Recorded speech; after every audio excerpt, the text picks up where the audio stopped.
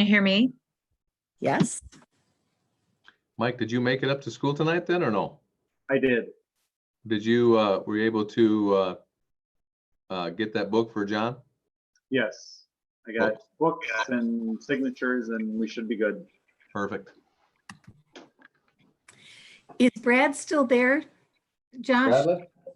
Yeah, Just ask him to troubleshoot with Todd because it's showing that he's unmuted, but we can't hear him.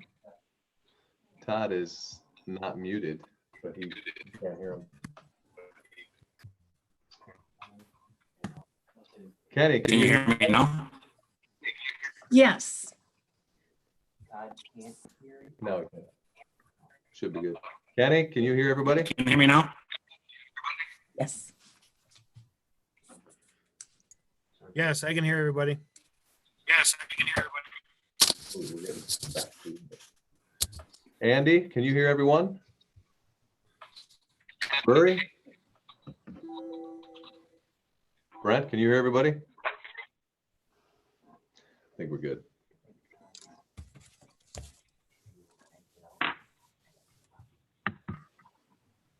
Todd, I don't know if it would help or not, but Bradley just mentioned if you go out and then come back in, it might help.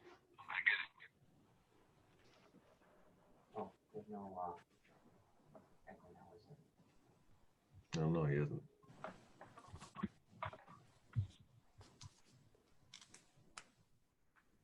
Greg, how you doing?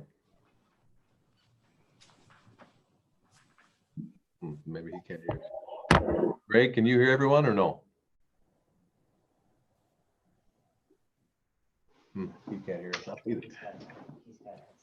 Yeah.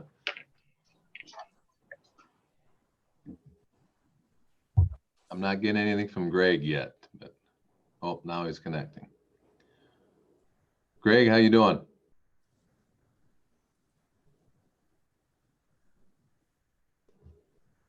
No. Oh, maybe. Can you hear us, Greg?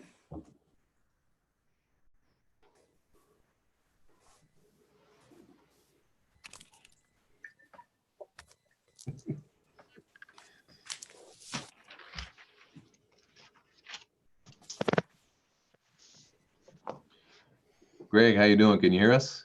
I can now. There we go. It'd help if I turn on my headset. How are you doing, Todd? I don't know. Can you hear me? I can hear everybody. We can hear you, but it's we got a lot of echoing with yours for some reason. But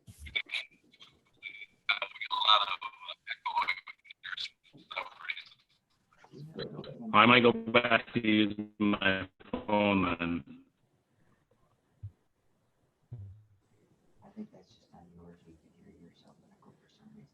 oh, maybe everyone else can hear him okay. Barbie, can you hear all right? Yes. And Barb will take notes again, Andy, so that we can have a couple records. Can you hear me? Yeah, she already told me. Thank you. Oh, okay, good. How you doing now, Todd? Is that better? You're muted.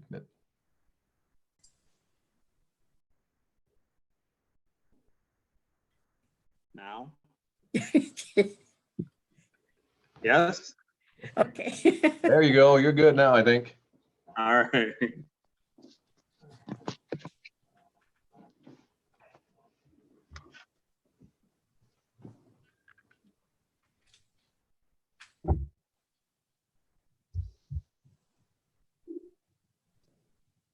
Well, if everybody is set, I've got 6 o'clock, so we might as well get started. I think we've got a lot to get covered tonight, so it's 6 o'clock. We'll call the meeting of the Highland School Board to order.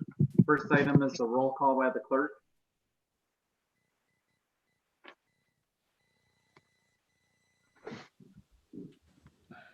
You'll have to unmute yourself, Andy.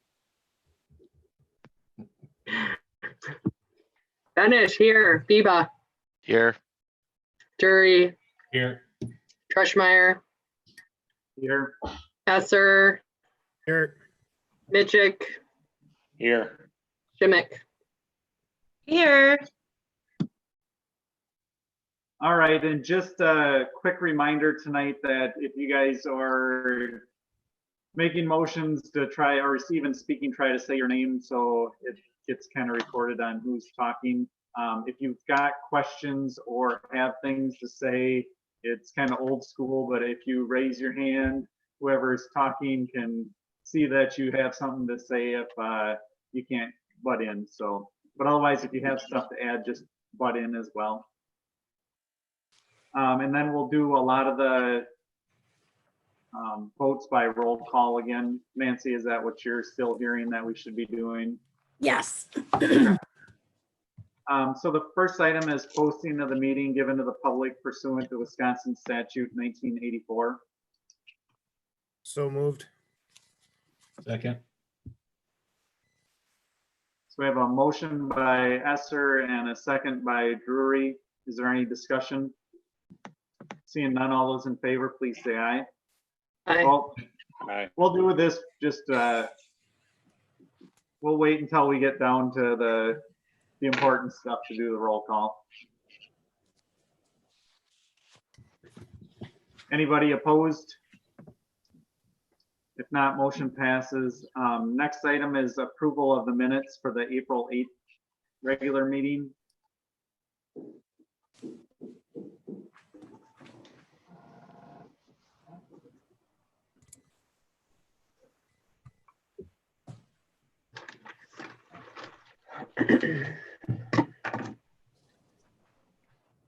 If you guys need anything brought up during the meeting, just let us know, and I'm sure Nancy can share a screen with some of the documents as well.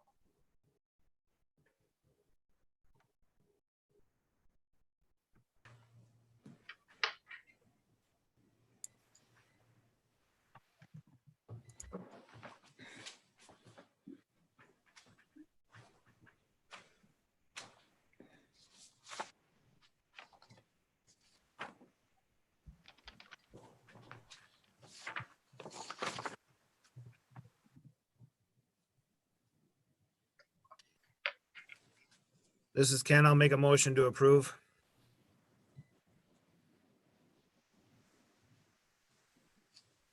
This is Todd. I'll second. So a motion by Esther and a second by Mitchick to approve the meeting minutes for April 8th. Is there any discussion?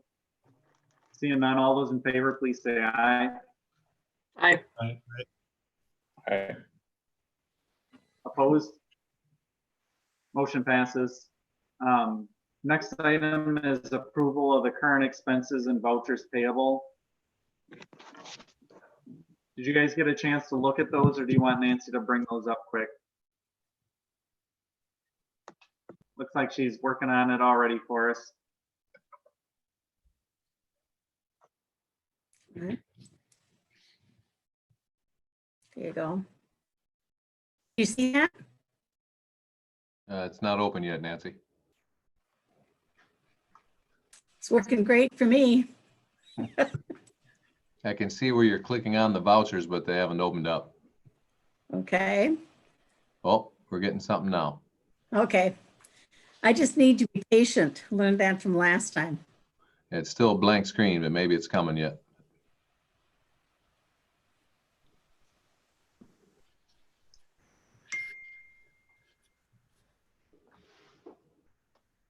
Okay.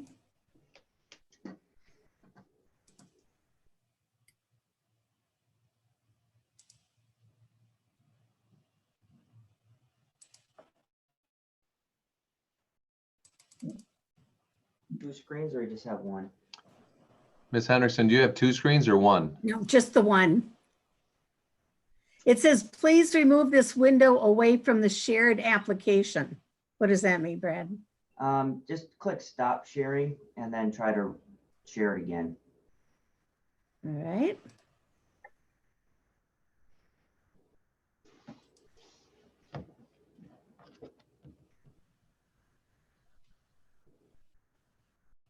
we go. There you got it.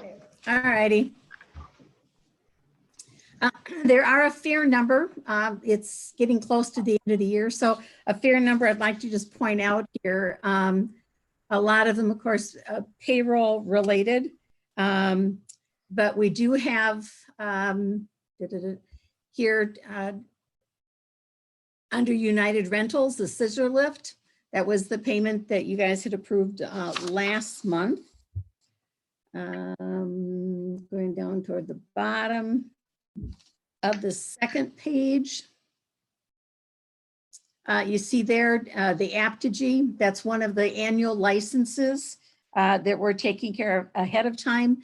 That's not just for the web page, but it's also a link to our Facebook and pretty much all things social media. On page 3, the Boscoville Schools that's purchased services for transportation for our search student. College Up, this was the payment for the college courses that students took during this past school year.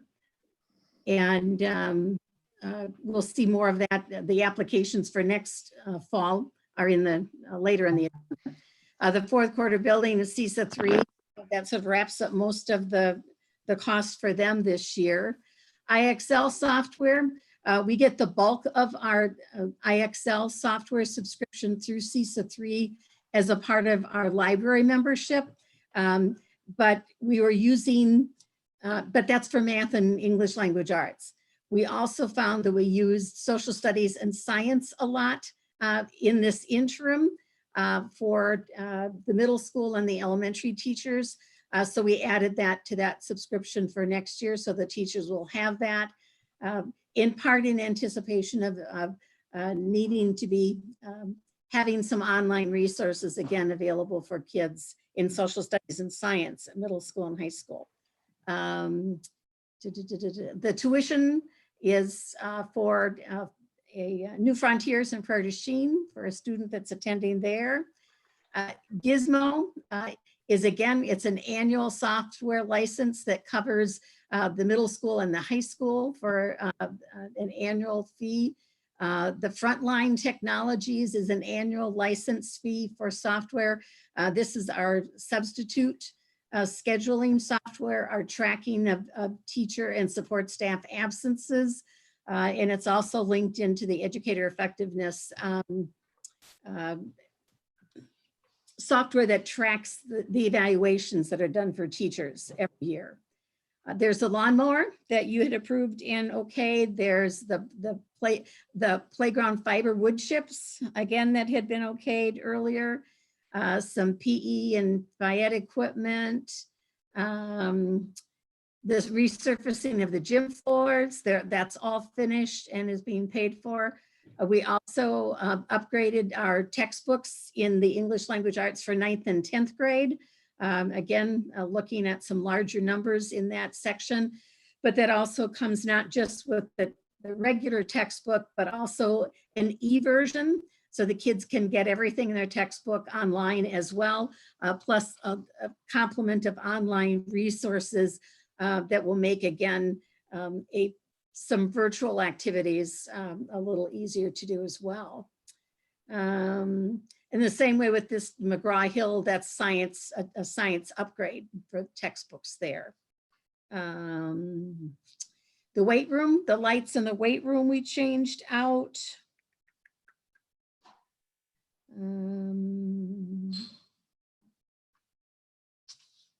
That $950 for Project Lead the Way, that's the annual license for the launch program for the elementary school. You hear a lot, just annual licenses. So we take care of those as many as we can in May and June, and that makes the budget a little easier for the next year.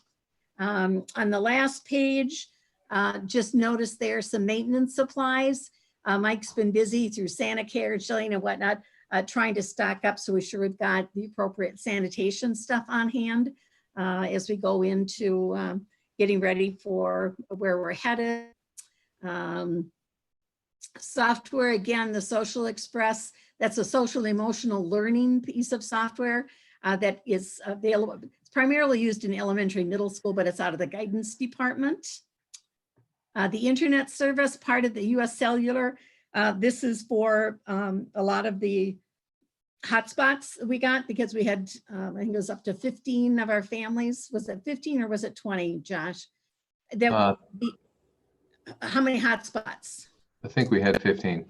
Okay, that we had to get a contract for in order for those families to actually have access to the internet. Just one very small one here, but I'll point out that the second to the last one, the CPR recertification or certification, we were down to maybe 1 or 2 people on staff that were actually CPR certified. So Nurse Sharon found an online program. So we had a lot of, as part of the training that our support staff was able to do, and we invited staff and support staff. So we had, we probably have 7 or 8 now that are certified in CPR now because of that, but it's a $15 fee for us to make that happen. So any questions on any of the vouchers? Ms. Hendrickson, that the books that we got for English 10 or 9 and 10, Yes. as far as the digital, the electronic version of that, does that also include updates as they change from year to year? Would they? Yeah, I think it's a 6-year extension, so they automatically get upgraded for, for a minimum of 6 years. Which in today's world is probably going to be very handy.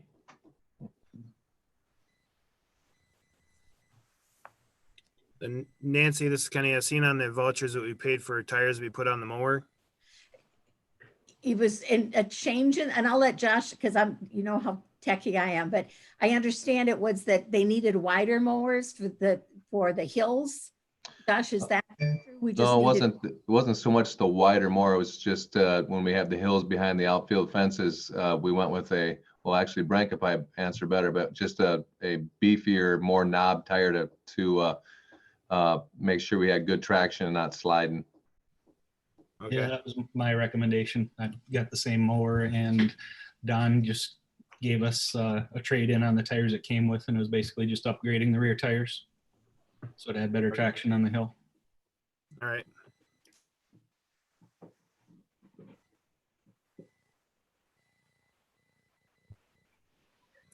All right, I'll make a motion to approve the vouchers. This is Todd. I'll second that. All right, we have a motion by Esser and a second by Mitchell to approve the current expenses and vouchers payable. Is there any more discussion? Seeing none, Andy, could you do a roll call vote on that? Anish, yes. Biba, Yes. Dreschmeyer, Yes. Drury, Yes. Esser, Yes. Mitchell, Yes. Schmidt. Yes. All right, motion passes. We're on to announcements and reports then. Josh, it looks like you're up first. Yeah, the first thing I wanted to share with you is we talked previously about how we wanted to do surveys for the parents and the students on our online learning, distance learning. We have that done, so I clipped it together and just put the pie charts together to show you. So I'm going to share my screen, and hopefully this goes well with you, and let me know if you can't see this. Can everybody see parent survey summary on there? Yes. All right, so there's about 20 different slides, so I'll try to keep it quick, but if you want me to stop or if you have a question on anything, let me know. So I started with the parent survey, and then after this one, I'll go to the student survey.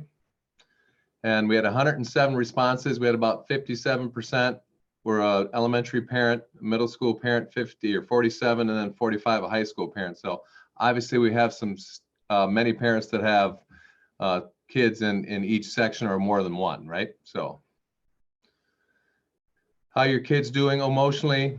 On average, from average, well to excellent, we covered about 80% here. So that was good. 14% is actually bigger than that. It's only not well. We had 14 to 40 to 41. So we're almost looking about 95% said they're doing okay. So Second one, how they doing academically. So from excellent to average, again, we had about 47, 38, and 10%. How has distance learning been working for your family thus far? About 7.5% said it was very overwhelming. 30% said overwhelming, and then about 44% and 10, so about 45, 46% said better than average, and then a small percentage said outstanding. Am I going too fast? I'm doing all right? All right. Workload, this is the one that between extremely too much, we had about 35 and then a little bit, so probably about 36, 37% of the kids or the parents said it was too much. About 60% said just the right amount, and then just a small percentage said it was too little. We asked each high school parent how much time the day their child was spending on schoolwork. At the high school level, less than an hour, we had about 40%. Over 4 hours, we had about 24%. So about a quarter of the kids were spending more than 4 hours, and about 40% were spending less than an hour. So, and then we had small percentage, around 10% of everyone in between there. Middle school, a little different. We had a little bigger amount of kids spending less than an hour. And about 14% spending more than 4 hours. And then again, we got between 14 and 15 to 20% in between there, 1 to 2 to 3 to 4. So elementary, 33, a little higher with less than an hour. And we got a very small, thank goodness, portion that was over 4 hours. I don't know who that would have been. I think a couple of kids, I think those that must be loving the online stuff and just stayed with it or something. But there's hard to believe that they're spending 4 hours a day in the elementary end, but a couple of them said they were.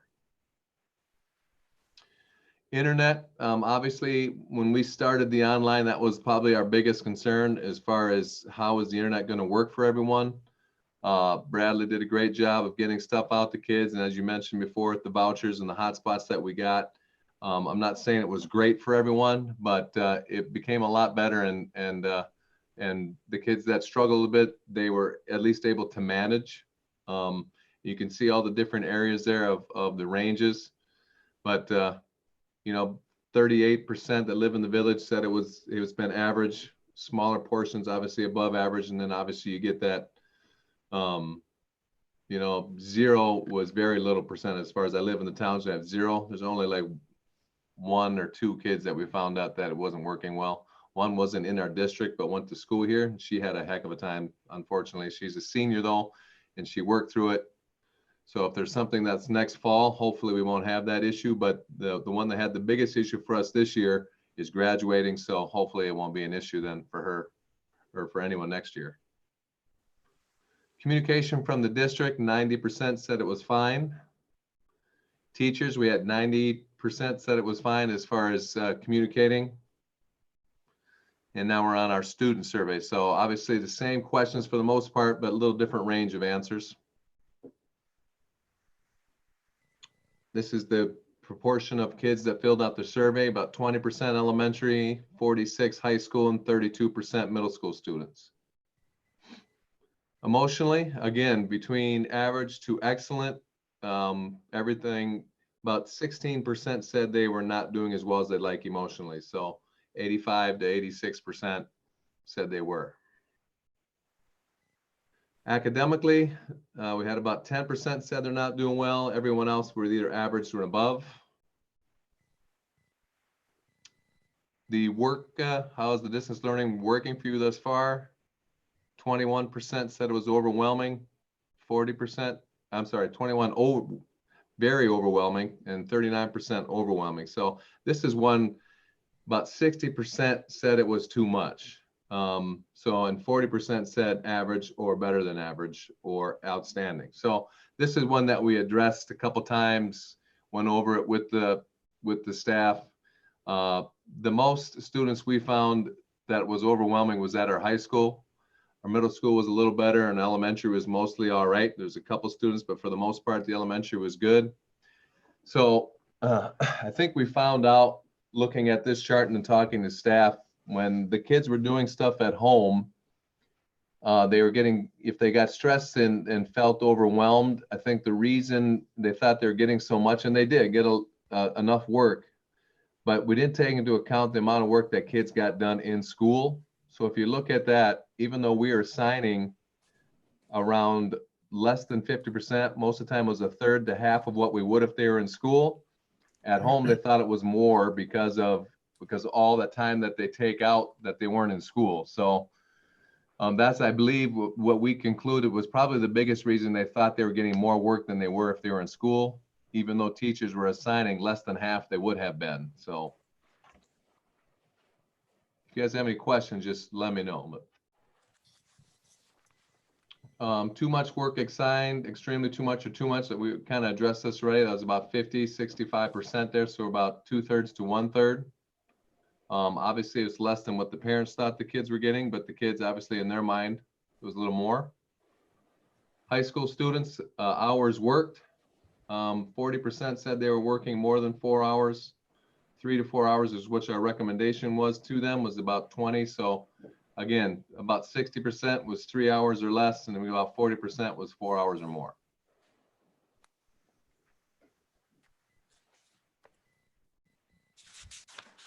Middle school, a little different, obviously. Only 25% said they were doing, shouldn't say only, but 25%, 26 of more than 4 hours, and then the rest were ranges below that.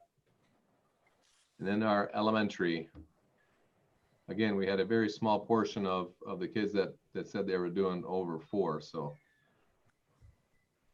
internet is about the same as obviously the parents saying, pretty good range. For the most part was working okay. Communication that was from teachers was 92% said it was good. Zoom meetings for the most part was either excellent or well. We had about, well over half. So that's good. Between average all the way up to excellent, it was very good. Only about 7, little less than 8% said it wasn't very well. So that was good. Adequate devices, 93 almost % said it was fine. Communication from the district, about 89% said it was good. And that is it that I had. So, overall, we learned a lot of stuff. We left comment spaces, as many of you probably know, that filled it out. So we looked at those. If we look at, I guess I don't need to share this anymore, but if we look at what's going to happen in the future, and obviously Ms. Henningsen will probably touch on this a lot, and we'll discuss this tonight, but they're talking about another wave of this coming back in, and we're going to have stretches where we may be at home again or starting the school year off virtually again. This is a lot of good a starting point for us, even though it's probably, we know it's not going to be the same next fall as it is now, as far as the expectation that that's going to happen from students and from staff. Attendance is going to have to be recorded more accurately than we did now. Grading is going to have to be more like it was traditionally than the pass fail. So obviously there's some training that we have to have kids do. There's going to be training that we're going to have staff do. And then, and we'll talk later tonight about all the changes by, PPE and as far as the health concerns, Sharon and the nurses station and all that stuff. So I don't know what the new normal, quote unquote, is going to be in the future, because there's so many things changing, but we know one thing, there's definitely going to be change. Any questions on the online learning right now for me or the surveys? Yes, you can for me, I think you can definitely tell that there's a difference between what the students say, what they spend on for homework, than what the parents say for homework. Yeah, there was a pretty good gap there. Which, I mean, obviously you probably kind of expect that. The parents think they're doing fine, and the kids probably would like to have less, but right. If I was a kid, I don't see how I would be any different. No, they're probably over exaggerating it a little bit, but I was at, where they said the amount of time, because when I filled the survey out, I asked my kids, how much are you spending? A lot of those were on there. Majority of it was less than an hour. And I don't know how, as a high school student, you can spend less than an hour on homework. No, That's that's, I mean, some did, and if I talk about percentages, in my last staff meeting, I wanted to get a feel from the teachers of where you were at, and I said a three-part question. I said, what percent of your students did very well? What percent of your students did average? And what percent of your students did you really not know if they were still in your class or not? You know, and it was about, for the high school, was probably our best as far as, you know, I just said, how many kids are you just not hearing from? And not one teacher said over 4.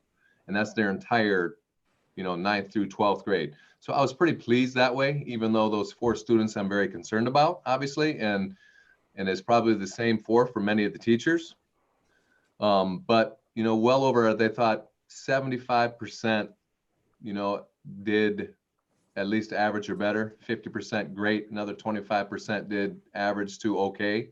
So, you know, we're looking at, you know, some pretty good numbers considering, you know, the circumstances that kids are in. So middle school was a little less, you had a little more of that on the average range and a little less on the got everything done all the time compared to the high school. And the elementary was even a little less than that. You know, that's why they talk about if you only had the option to send one group of students back in the building, we would look at probably our elementary first, because it is the hardest to teach at that age and keep their attention, and especially through a Zoom, for example, you know. So even though they all love it compared to the high school kids, they'll sit there and it's like crickets chirping sometimes. In the elementary, you got to mute them all because everybody wants to speak at once, you know. So you get the whole range there. Any other questions on that? All right, the next thing I have is graduation. We have our virtual graduation presentation being put together now. We have a folder, a shared folder, and all the speeches. My speech is obviously in that. If any teachers wanted to say a comment, we recorded that and we put that in there. If you guys wanted to say anything, record that and put it in there. Just let us know. We have a shared folder. You can send it to me and I can get it to it. But I would like to, with your permission, travel to each person's house on Saturday, starting in the morning, ending in the afternoon, and hand them their diploma. That would be, quote unquote, the official day that they would have graduated. I asked Janelle if she was available, if this is a go, to take a picture of them getting their diploma, and then one with just their immediate family. So with your permission, if I can do that, I'll send a message to them tonight after the meeting. I will Zoom with them on Friday, show them my tentative schedule. And then what I plan on doing is taking a little table of some form, ask my wife, I'm sure she's got some kind of tablecloth I can use, and set the diploma on there. So we're keeping our social distance. We'll have the diploma in the middle, get a picture of them with their diploma then and their immediate family, and we'll roll on to the next one. So I think I can do it all on Saturday between 9. My goal is, and I timed them out as best I could, but I'm thinking I can do it between 9 and 3 o'clock on Saturday. I'm hoping. So if I give them that schedule, and obviously then they know I'm coming, they can plan accordingly to have their family there, hopefully. And then we'd like them to have their gown on. And then we'll take those pictures that Janelle took, put them back into the virtual ceremony, plug it in there. We're going to throw some music on there, throw a couple speeches, obviously. And then when we get that done, we'll officially put that out there for every family. What are you thinking?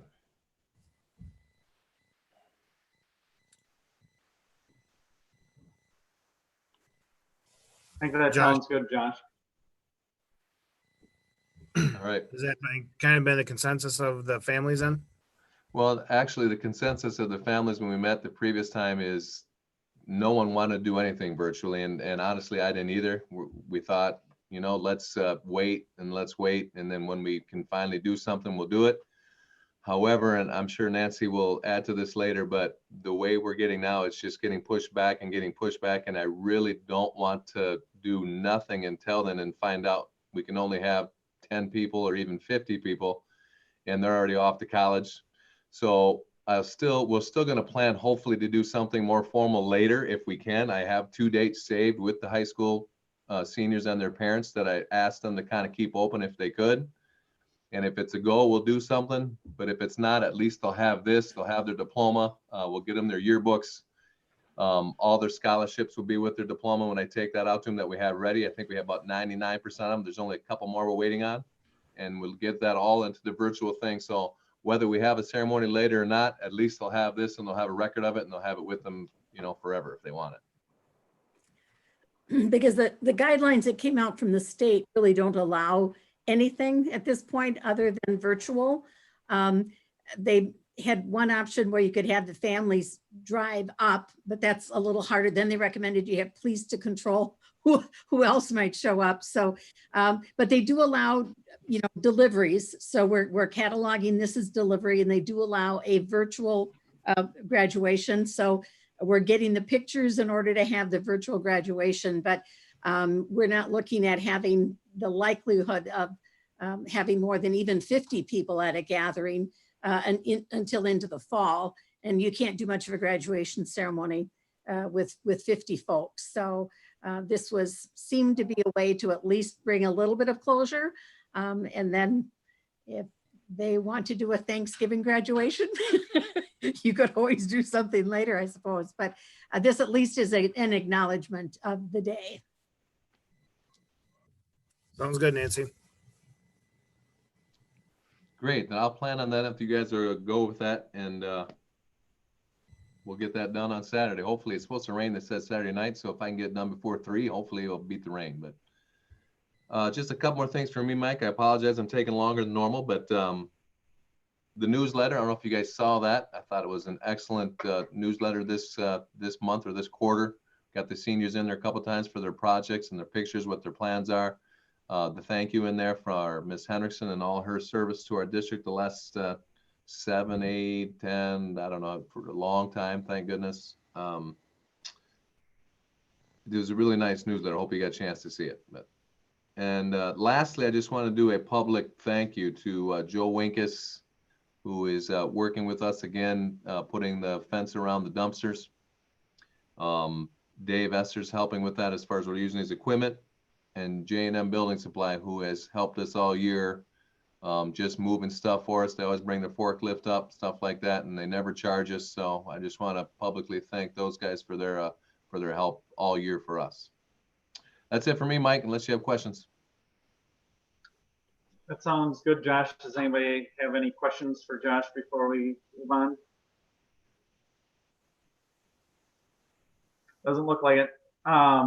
On the Building and Grounds Committee report, Kenny? I think you missed Miss Henriksen. Did you want to hit her first, Mike? Or? Oh, I'm sorry. I skipped over that. Her last. Might be a wise, but no good news here. We'll skip the bad news. No, that's fine. I shared 2 pieces with you about school finance, and we won't spend a lot of time tonight, but before we close out the budget in June, it might be good for you to have a chance to take a look at that. One is just the Wisconsin Policy Forum on the uncertainty ahead with school funding, and it's just good to know that next year may be a little bit different. The tough part's going to be on when the state legislature decides to move, because if they're going to do a budget repair bill, the closer we get to November and elections, people don't like to deliver bad news right before an election. So unless they get good information from the Legislative Fiscal Bureau, they get good indication about what the trends are, it's going to be hard for them to pull the trigger before the election. But it's also really difficult if they wait and do a repair bill after into December. Then how do schools adjust? Because they can't hold up our funding, for that long. So there's a lot of uncertainty about when they will act, if they're going to. But also with that, we do have, public education has a pretty strong friend in the governor in the office right now too. So I think if there is something really extreme, like something that came in December or January that was, wasn't foreseeable, I could see a veto trying to prevent some of that kind of activity.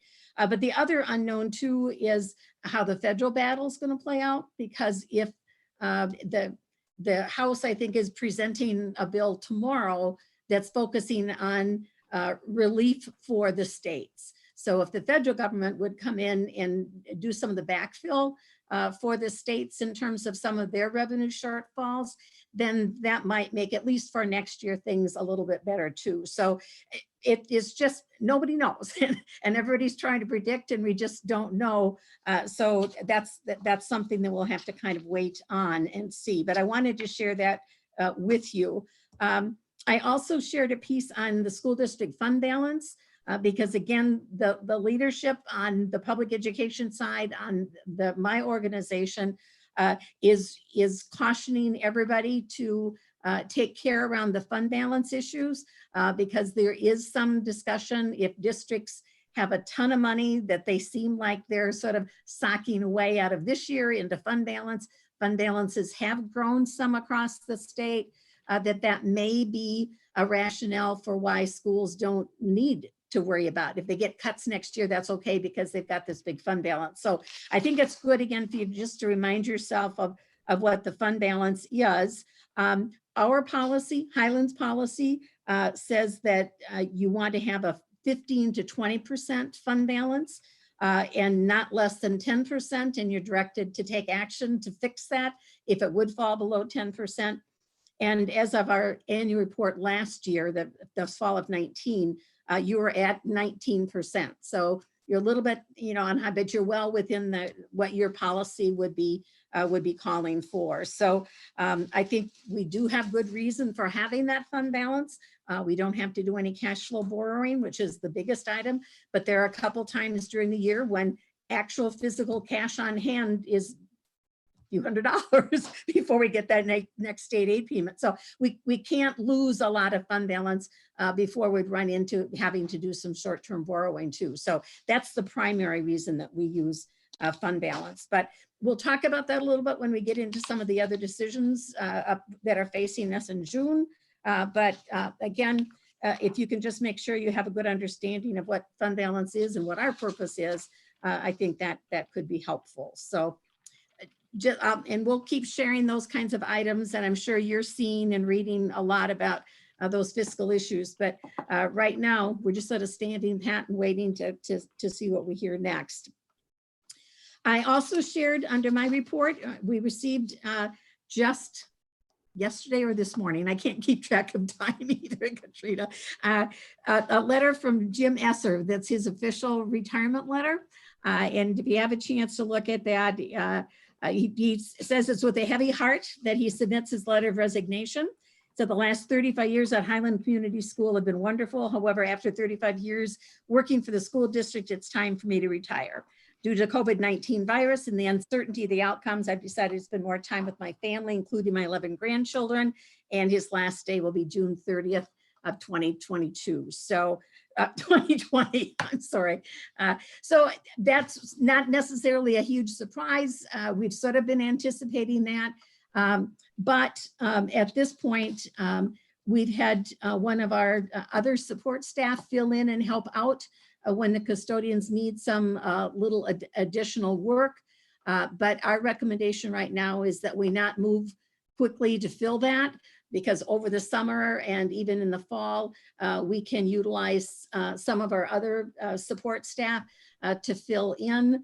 And if we wouldn't be opening physically right away in the fall, it seems silly to be hiring someone and not know for sure if you have work to do. So I'm passing that one off to Bryce and Josh to deal with later. But it seems right now our best course is just to sort of wait and then have a little time to make the decision about, do you fill that as a part-time position or do you need to fill it as a full-time position? And I don't know that we have that best information right now for that one. So, but Jim is retiring, says he wants to have his party when I have mine. So, well, 3 years from now, when we all have our vaccines, we'll come back together and we'll party hard. So we'll deal with that one. The other, Josh had mentioned a couple of times, I just want to sort of talk a little bit about some of the going forward stuff too. We've been doing a lot of brainstorming, a lot of talking. We met again this morning with Iowa County emergency management folks. And to be honest, I really do think that In that group is the Iowa County Health and Iowa County Emergency Management and representatives from all of the school districts in Iowa County. And I think that they may be our best group of friends going forward, because we're all in the same spot. We're all asking the same questions. Iowa County Health at least has the ability to take our questions and run them up to somebody at a higher level at the state if we need somebody else to sort of look at it. But we have discovered that trying to get the big state agencies, Department of Public Instruction, Governor's Office, Department of Health Services, to all get together and agree on something to give us guidance and direction on how to behave can really be a slow slog. I think it took about 10 days to get the guidance about graduation, and all that is do it virtually with a couple, and then they still came out with a couple options, and in Iowa County said that their legal counsel say, no, you can't do those options. So we're not having a lot of confidence that those big planning sessions statewide are going to necessarily be as helpful as what we can maybe do in Iowa County or in our region. And Iowa County will have the numbers and the data around the health issues in Iowa County. And they can maybe give us permission to do some things. But maybe more importantly, if the schools in Iowa County are in agreement about how they're going to operate, that may be the most important. And we talked today, for example, what happens when we open back up again and we have a student or a staff person who's diagnosed with COVID-19 and they've been in our building and they've exposed people. Do we have a common practice, a common procedure? What happens? Does everybody know knows what happens? And if that happened in Mineral Point or Dodgeville or Highland, would we be doing the same things? So I think that's the kind of work that's going to be most important going forward. So I think that will certainly be helpful, that group of people, and we're planning on meeting every week to keep working through what are the questions, what don't we know, what can we kind of work on. One of the things a little bit related to that, though, is that Josh and I talked with all of the staff at our staff meeting earlier this week, just about the idea that maybe having an alternative calendar for next year might not be a bad idea, because we like the charter ability to start in the middle of August. It meets our needs under normal circumstances. It's a good fit for our community. But if in the fall, we know by August that we're not going to be able to have the extracurricular activities in the fall, or at least they're not going to start at their normal pace. Or if the state is saying, well, we'll let you know by August 1st, you've got a whole month to plan before your kids are back in the building. And all of a sudden we only have 2 weeks to do that planning when the rest of the world, has a month. We're just thinking it might not be a bad idea now to look at a calendar 2.0 version that wouldn't have us starting until after September 1 or maybe even after Labor Day. So that if it does look like we may be able to start in September, not in August, we could have our normal cycle then already planned for what that would look like. It also would give us an opportunity if we could get kids back in the building in August. There could be the summer school that we're not going to be able to have now. We could have maybe an elementary summer school in August, or if it looks like things are going to be very different in terms of how many people we can have in the building, maybe it would give us a couple, 3 weeks at the end of August where we could practice bringing in small groups of kids and try out some of our health routines, our social distancing, what's it like in the building, how do we share classrooms, how do we share groups of kids. So I think it gives us some latitude that we might want to have in the fall, rather than saying that we're going to start in the middle of August, regardless of what's happening in the rest of the world. So if you guys are okay with that, Josh would work with some folks and start putting together an alternative calendar. So at least before the teachers are kind of out and gone, we could get some input on what that might look like if we wanted to start after sometime in early September. Does that make sense, or does anybody want to have some input on that part of it?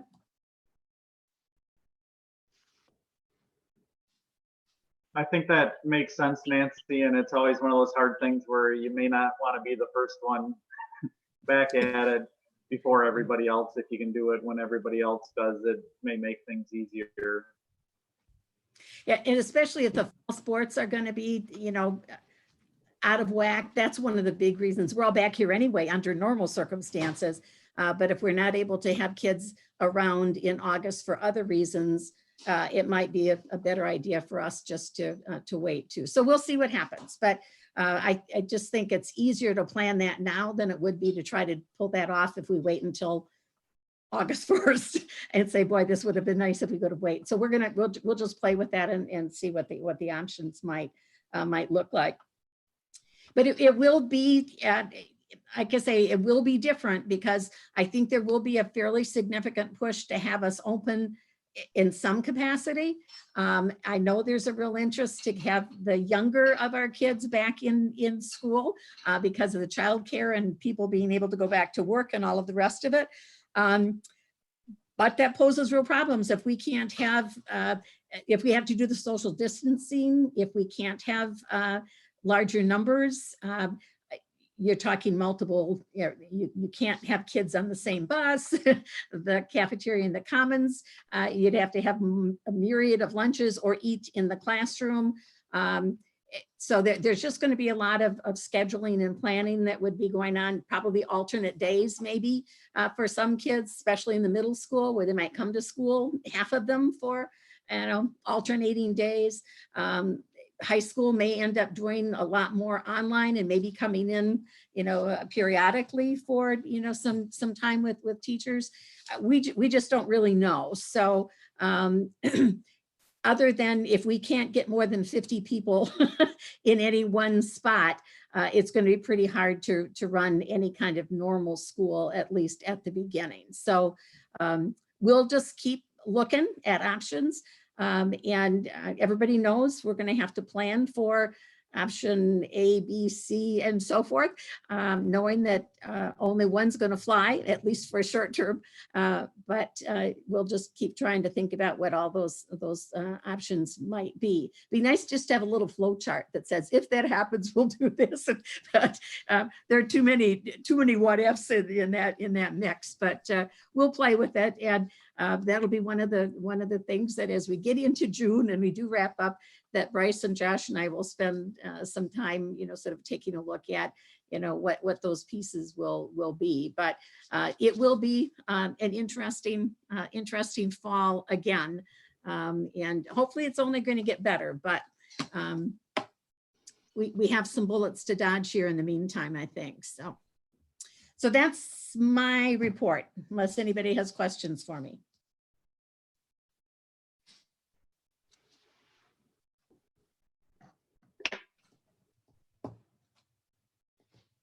I'm just waiting a second to see if anybody has questions.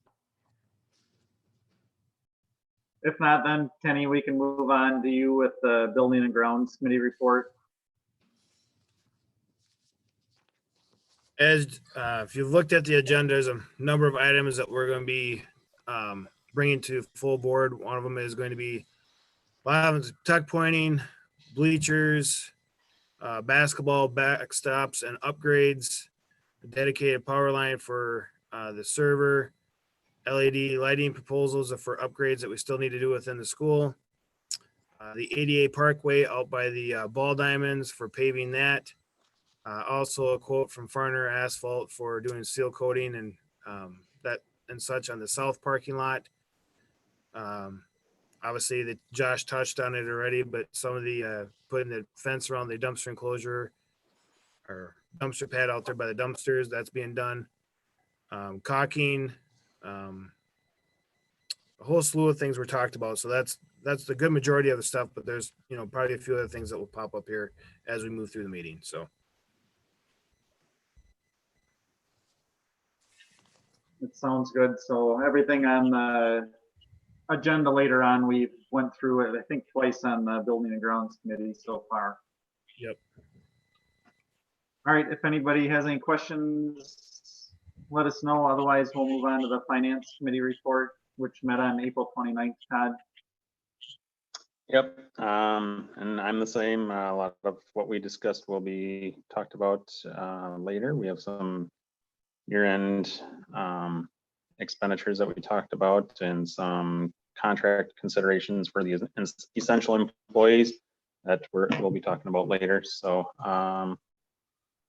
yeah, I mean, pretty much everything on our agenda will be covered by Nancy later. Okay. That sounds good. Then we'll move on to policy development and review. The item there is the first reading of employee compensation, unexpected and extraordinary circumstances. I don't know if you need to see that or not, but boy. There's something that I'm not doing right with that one. Okay. Well, this gives you a little flavor of how Neola works then too. And they had also already shared with us because this policy change is a new addition based on the CARES Act. And the CARES Act is allowing us to book the salaries of our special ed aides who normally get additional categorical aid for their salaries because they are serving special ed kids' needs. But normally if a person who is a special ed aide works for us doing other things in the kitchen or in maintenance, we have to remove those hours from their schedule and we can't get reimbursed for that. The CARES Act recognized that under these unusual times, some of the special ed aides may need to be recruited to do things like working to keep the meals going or to do some additional sanitation and cleaning and whatnot. And well, this spring, we've been very lucky that we haven't been able to reassign our staff. It could be that in the fall, we might not be able to do that 100%. So this policy change that you see in the green here, employee compensation during unexpected or extraordinary circumstances, just is the board policy saying that you're okay with that if we do have our staff sort of reassigned us outside of special ed to do other tasks as needed, and that you're okay with claiming that for that extra categorical compensation. It's really sort of a no-brainer. You know, it really is helpful for us to be able to have that flexibility. And all of the policy that's in green there is exactly what DPI sent out and said, if you want to use the CARE Act, if you want to make sure you can maximize it, you have to adopt this policy. So that's what I'm recommending you do. And Neola as a company took a look at that policy and they went back to their collection policies and said, well, that language really fits under our time and effort reporting, which just then is the description of how we keep track of our special ed times and our grant monies and how we make sure that we're reporting and claiming those appropriately. So it just gives you a chance to see how Neola works. But I would recommend, rather than just adopting the language DPI sent out, that we actually adopt the 6116 Neola policy, that it has it embedded in there. And we have our first Neola policy adopted. At least the first reading of it.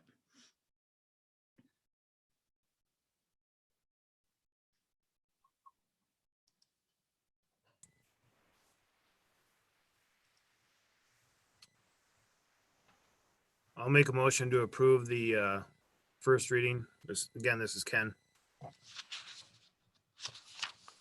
And I'll second this, Greg. All right, so we have a motion by Esser and a second by Biba to approve the first reading of the employee compensation policy. Is there any discussion? Seeing none, Andy, could you do a roll call vote for that? Yes, Benish, yes. Biba, Yes. Drushmeyer, Yes. Drury, Yes. Esser, Yes. Mitchell, Yes. Schmick. Yes. All right, that motion passes. Then we're on to new business. So the first item under that is the board reorganization. So congratulations to Andy and Brent, and thank you guys for serving another term with us here. We'll go through this. Greg, if you wouldn't mind just going through the election officers and starting with the president and taking nominations, I'd appreciate it. Yeah, Mike, I would be. So yeah, election for board reorg, we've got an election of officers. So we're gonna start out by because we need nominations for board president. We'll open up for nominations. This is Todd. I'll nominate Mike Dreschmeyer. Got a nomination for Mike. Brent, I'll second that. We've got a second by Brent for Mike Dreschmeyer for president. Other nominations?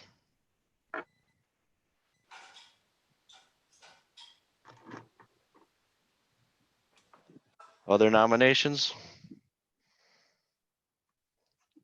Anybody want to make a motion to close? Make a motion to close the nomination. Ken? Good. Motion. This is Andy. Okay, we got a motion to close. So I guess all in favor, I guess unanimously, making Mr. Dreschmeyer to continue on his role as board president. Do we need a roll call on this one? Probably yes.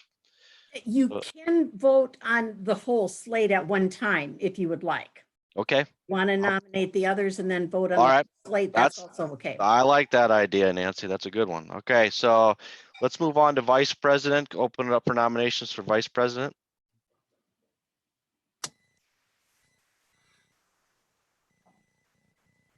This is Mike. I'll nominate Ken Esser for vice president. I'll second. This is Andy. Okay, we got a motion and a second to nominate Ken Esser for vice president. Any other nominations?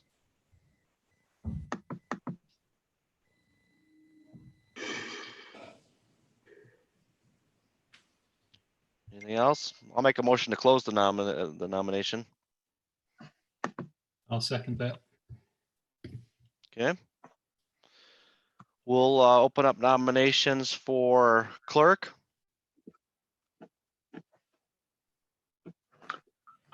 This is Todd. I'll nominate Andy Benish. I'll second. Or I'll So we got- nominate her as well. All right, so we've got we'll call that a motion and a second to nominate Andy. Is there any other nominations?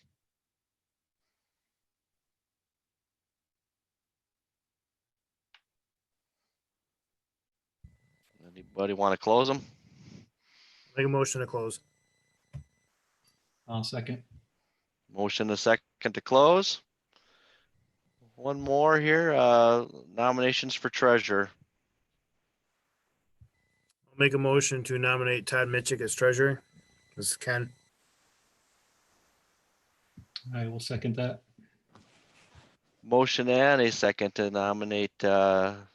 Todd Mitchell for treasurer. Any other nominations?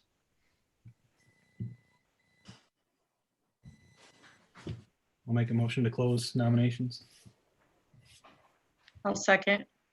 Got a motion and a second to close nominations. So a recap here. Got unanimous for all four positions. For president, Mike Dreschmeyer, vice president, Ken Esser, clerk, Miss Andy Benish, and treasurer, Todd Mitchell. So entertain. Do a roll call vote on that one, Greg? Yep, so if we could just get a roll call, all in favor? Or Benish, actually, yep, yes. Biba, yes. Dreschmeyer, Yes. Drury, Yes. Esser, Yes. Mitchick, Yes. Schmick. Yes. Okay. Motion passes. Thank you, Greg. Yeah, I'm gonna turn it back to you and I'm gonna waive my extra fee. I'm gonna give that back to the district for that amount of time. So, okay, Mike? Yeah.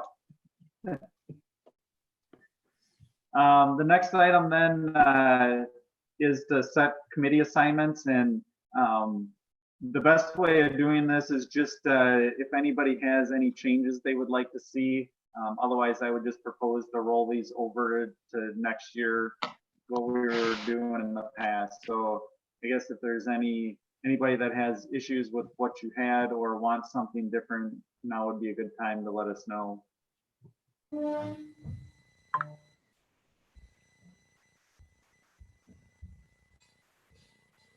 This is kind of, I'll make a motion to approve as is. A second. Katrina. All right, so we have a motion and a second to leave the committee assignments as they are. Is there any further discussion? Seeing none, all those in favor say aye. And Andy, we don't need to do a roll call because I really get to appoint this, but if you guys want to do a roll call vote or just a regular vote here, that'd be great. So all in favor say aye. Aye. Aye. Aye. Okay, thank you. Next one is appointing a CISA 3 delegate. And I can't remember who got to do this in the past. Was it Todd? Katrina. Katrina did it. Katrina, she got to do the school board association delegate, right? Didn't Or you, did did you you go to do both CISA of in them? Fenimore? Yeah. I did the past few years before that for CISA. If you don't want to do it again, I'd be fine with it, Katrina. But it's good information. Sounds like she'll take it. I'm game for whatever. Okay. Would you want to do both delegates then, the CISA 3 and the school board convention delegate? I don't think I did this. What do you mean the school board delegate? That's the one that went to, did you go to Milwaukee in Yes. January? That's the school board convention delegate. So then I would have to attend every year? Not every year, you get to wait until somebody new gets elected to the board to take your spot. But no, you don't have to, and we'll see what January brings. If anybody else is interested in doing that, this is kind of the night to discuss that. I'm fine with resuming the same role. It's fine. If I can't go, I just can't go. I mean, Right. that's just how it'll have to be.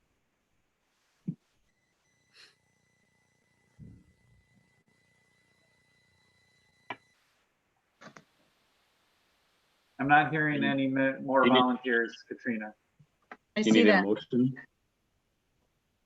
No, I think those are just appointments as well. Okay.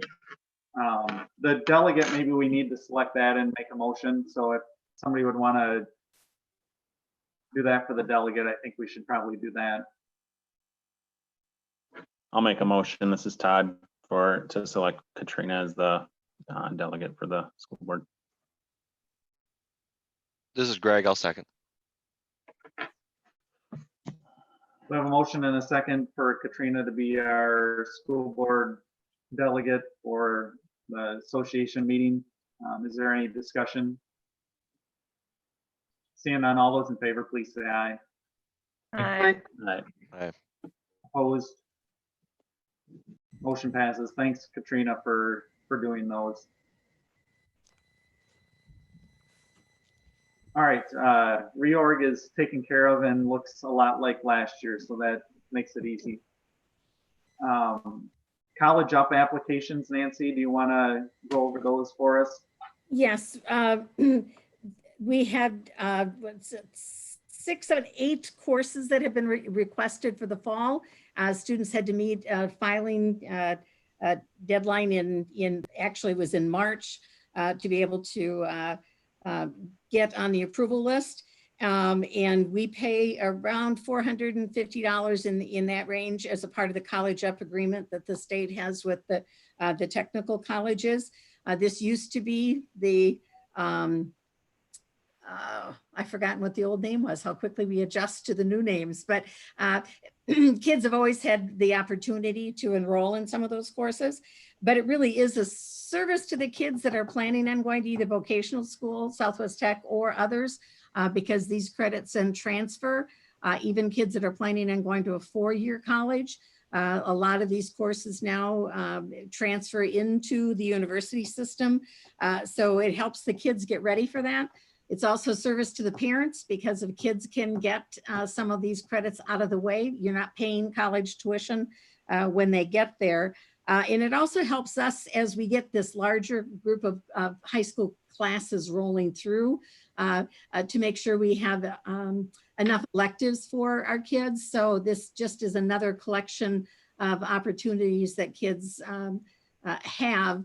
And it's a great partnership with CESA 3 and the Certainty program and Southwest Tech. So it's a lot of people working together to sort of make that work. So, and our teachers can't teach these and allow kids to get credit because they need to have a master's in that content area in order for the kids to get college credit, which is crazy, but that's the way it is. So if kids are going to get the college credit, we have to use Southwest Tech staff to do that.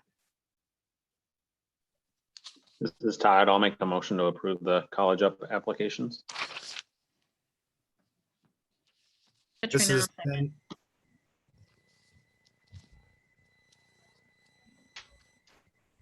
All right, so we have a motion by Mitchell and a second by Schimick to approve the College Up applications. Is there any discussion? Seeing none, Andy, could you do a roll call vote for that? Benish, yes, Viva, Yes. Dreschmeyer, Yes. Drury, Yes. Esser, Yes. Mitchick, Yes. Schimick. yes, All right, motion passes. Next item is authorization to put a hold on foreign exchange program. This might be very self-explanatory, but it just makes it easier for Josh just to be able to tell the organizations that reach out that no, we're not in that business for a while. And I don't know that we'll even have any requests, but I think it's just one of those things that we certainly wouldn't be sending our kids anywhere, and we don't want to be bringing kids in either under those kinds of circumstances. So I'll make a motion to approve. This is Ken. I'll second. And All right, so we have a motion by Esser and a second by Benish to approve an authorization to put a hold on the foreign exchange program. Is there any discussion? Seeing none, Andy, could you do a roll call vote? Benish, yes, Viva, Yes. Dreschmeyer, Yes. Drury, Yes. Mitchick, Yes. Esser, Yes. Schimick. yes, All right, motion passes. Next item is approving the year-end purchases, including Finance Committee and Building and Grounds Committee recommendations. And I think, Nancy, if we can, we'll go through the Building and Grounds items, the Roman numerals there, 1 through 11. And then we can approve those as a group, and then we'll go on to the administrative packages separately. okay. Let me just take a quick look with you at the sort of the summary of all of that. And then you can let me know if you Yeah. want to take a look at any of the individual pieces. The budget balance is the red number up in the corner. And that's through tonight. It includes the May 8th payroll as well as the vouchers that were all in the system tonight. Plus it includes sort of putting on hold other costs that we know are coming, like utility costs, anticipated purchases for supplies and so forth. So right now, that's where we're sitting. But there are some additional other sort of, they're not really revenue enhancements, but there are additional funds that may go unspent. We're going to be about $20,000 to the good on our revenue this year, in part because of some of the insurance claims not that we've had. Our HRA fund where we cover the upfront deductible for staff. That's going to be at least $25,000 to the good this year. On transportation, I put an asterisk there, but between the fuel oil and the extracurricular and field trips, that would be at least a $10,000 savings. But if we don't pay for any of the routes, the total balance would be $32,000 that we have in savings. I'm only counting on 10 right now because we have had a request from Warco to cover some of their costs, though they also have indicated that they've been able to be a part of some of the relief programming. So the messages to us from legal is still, let's wait and see. There was legislation that was being proposed by one legislator that would require school districts to pay transportation costs as though there had been no delay in or drop in services. But from what I understand, nobody's signing on with that because every school district's transportation contract is so unique that they don't feel that one size order for everybody to have to pay is a fair way to move. So I do think we're ready to begin to have some conversations maybe about this year and maybe next year, because again, if we're going to have some potential delay in the fall, that might impact transportation, or if we're bringing kids in in different ways, that might be an increase in the need for transportation. So I think it will be good for us to have that conversation, but I don't know that you want to spend that balance of money, you know, but I don't think you necessarily should pay it at this point in time. It may be one of those that you put in reserve, and we'll talk about that in a minute. I'm also looking at summer school as a savings, about half of what we normally spend on summer school, because we're not going to be able to do anything for the elementary yet. So I'm counting on about half of the FTE numbers for summer school at about half the cost. So that's going to balance out. We're going to be ahead on utilities this year. And I haven't put these in, but we've got some other, a couple other pots that could easily bring in another $10,000. So this number is going to change. There's still a little bit of flexibility in that side of things. So it certainly would mean that you would have the resources to take care of the additional expenditures that finance and buildings and grounds are recommending, and then be looking at just under 70,000 right now for some planning. And I've tried to look at that again down here with the recommendations. And obviously we're trying to spend as much of this year as we can on the things that we need to be getting done. I will continue to look at options for, there may be some software licenses, for example, that we might be able to put on a 2-year rotation. And then we could expend some resources on that. There will be additional costs that just come in at the end of the year for school supplies, paper, and cleaning supplies, other kinds of things yet to come. So this number will come down a little bit. But when I look at the planning decisions for next year,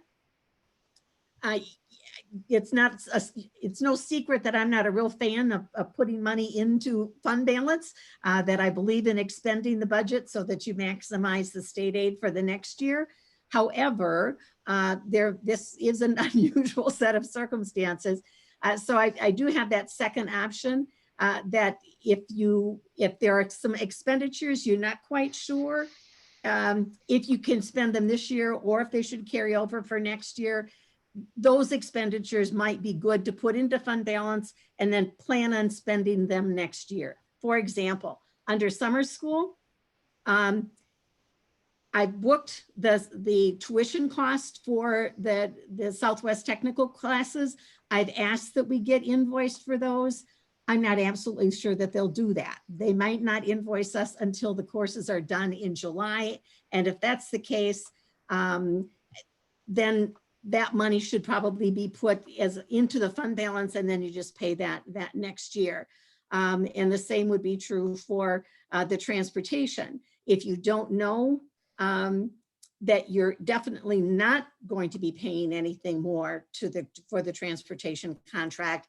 You might want to put some of that in reserve so that if the legislature would say, or if you come to a contract agreement in July or August and you want to pay some because of the negotiations of that agreement, you might want to put some of that money into fund balance, knowing you're going to pay that bill then sometime next fall. So somewhere in that range, I'm guessing that you might end up with upwards of $35,000 that you could move into fund balance, pending what happens with summer school and what happens with transportation. And that would still leave about $35,000 that you could put into then Fund 46 for yourself. Or if there's other unspent stuff, that could also go into the Fund 46.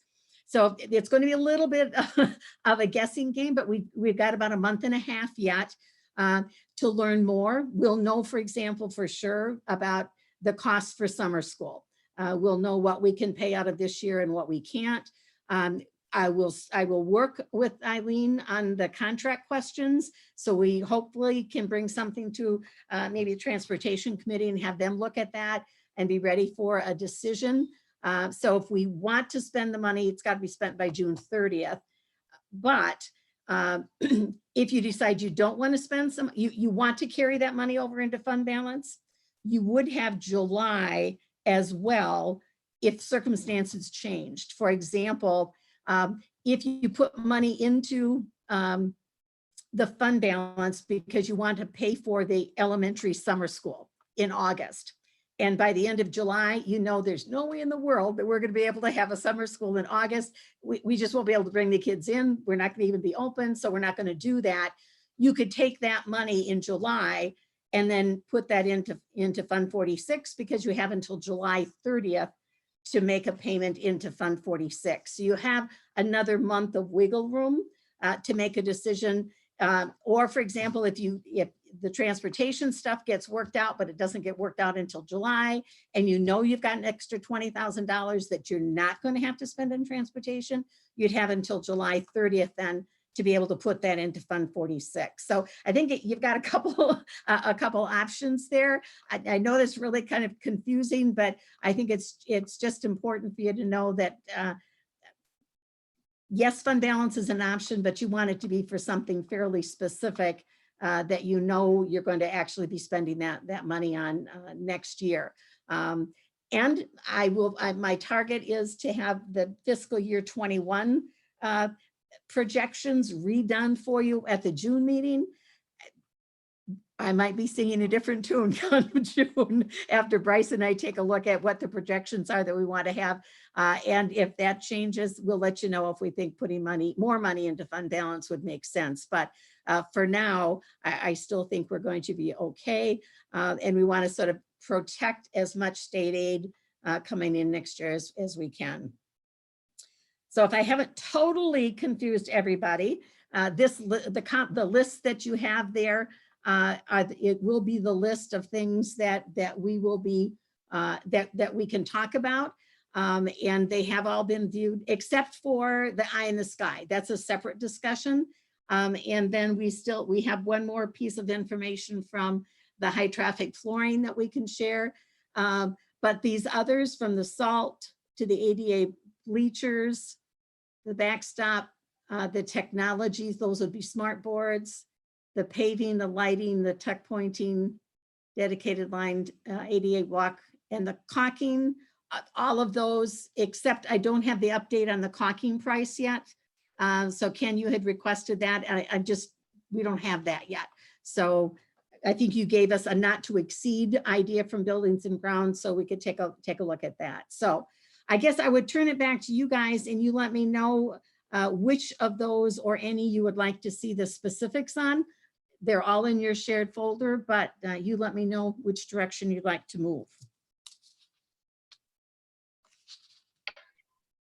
That sounds good, Nancy. I don't know that we need specifics or to review the bids on every one of those, but I think it would be worth just kind of going through each line and doing a summary on it. And then if there are questions that people have or want to see more, we could do that.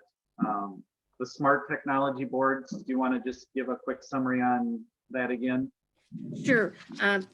The technology boards, we are going to be getting 8 of those, and they're from the Tyranny company that's already supplied the smart boards that we have in every one of our classrooms throughout the district. But the middle school we purchased those smart boards originally through the charter grants, and the middle school was the location where they're our oldest set. And they are aging out in terms of both the technology and what they can do, but also the projectors are breaking down and they just are needing replacement. So the new smart boards are full LED panels. They don't have any projectors. They're just linked to the computers. Through a wireless mechanism. So there are fewer parts to break down in the future as we're going forward. So we're getting 2 of them at a special discount price and then 6 more at the regular price. So those would be for the $19,106. And we can get 8 of those. That's our full middle school. And then 3 high school classrooms that we would transition. And those are the places that are using that equipment the most. So that's the technology piece. Did anybody with questions on that? That was sort of quick.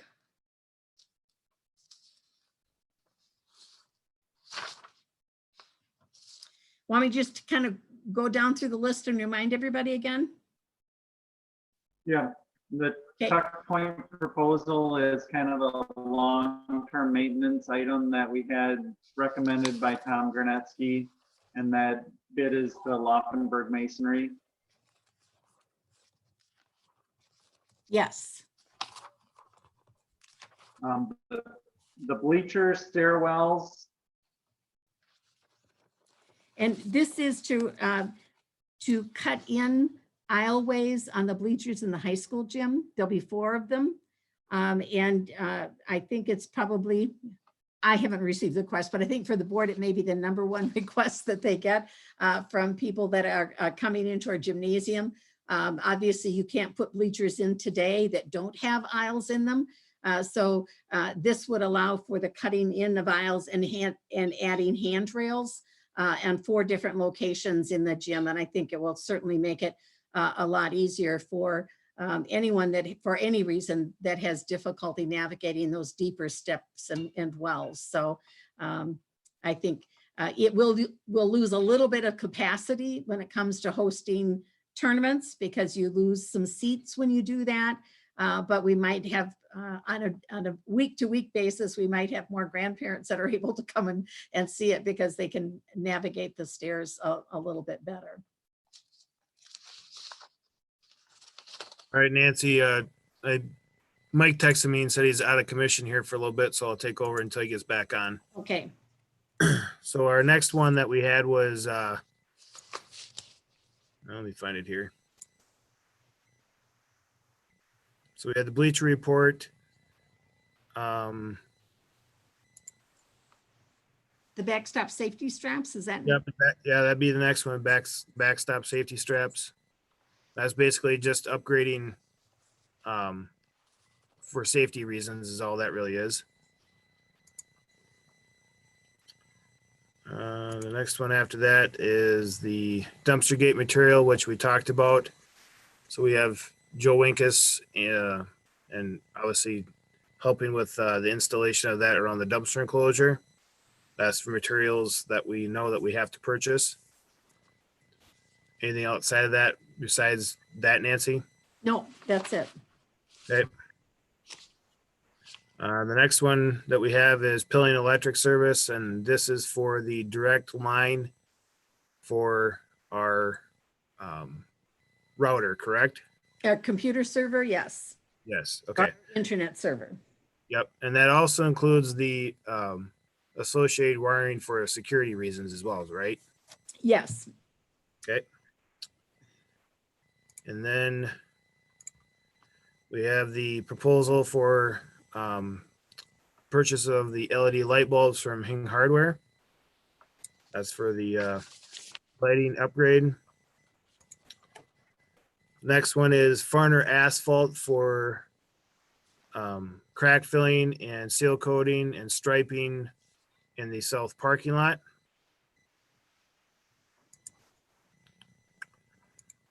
The next one is from Wiscoat for paving the ADA pathway. So that's out there by the ball diamonds.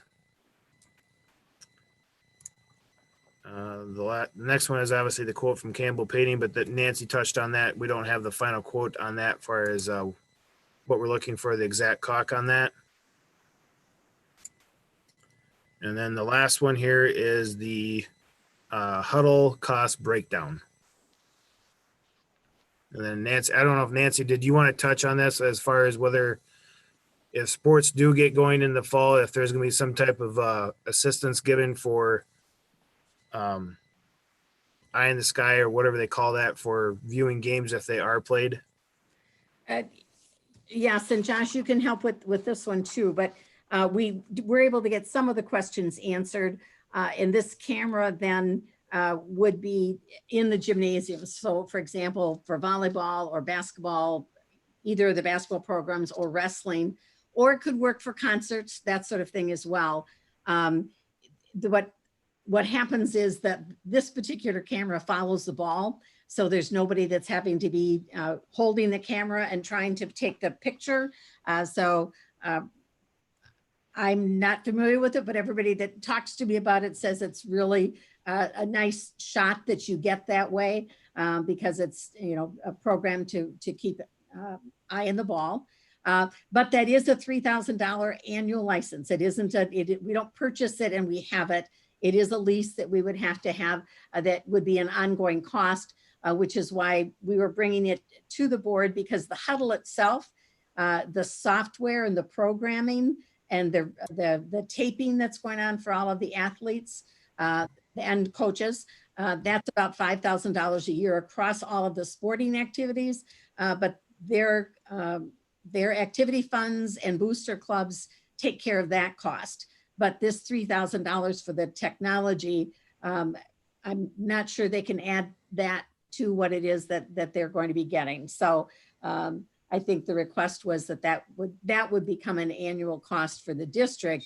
But they do, they have talked to us and they are willing to put in writing that if our seasons weren't held this fall, like for football or volleyball, that they would prorate that amount of money for the next year. So I think that was our big concern. We didn't want to be paying for something and not have access, to it, or if we just dropped it because we couldn't afford it if we weren't running a program. So they're willing to work with school districts and then just give them the discount on the next year's license. We'd also talked though about whether or not this would allow us to do some live streaming of this. But when we talked with Brad, he did share that he has a way to be able to do that without us spending any money. So the live streaming isn't an added value for the $3,000. We can do that anyway. So that's sort of, we wouldn't be losing money to Huddle, but the camera would be an additional $3,000. And Josh, that's not outside, right? That would not cover football. It's only inside sports, right? The camera would not cover football. However, the total costs would also cover the extra things that football uses Huddle for. They use it for like the sideline camera view. They use it for all the stats. It's football has a lot of different things as far as scouting and different views to watch a football game as far as when you review it and all that. So it does cover those things. So the extra, and is the only way to get that to do the enhanced or to do the camera? No, you can get that separately without the camera. It's called, I think, Huddle sideline pass when it comes to football. It's a little more, but it would be included with the purchase of the camera as well, though. Okay, yeah. Yeah, they do roll that together in it, yeah. Yeah. Yeah, because the sideline package itself is $1,500. Right. And the assist game is $300.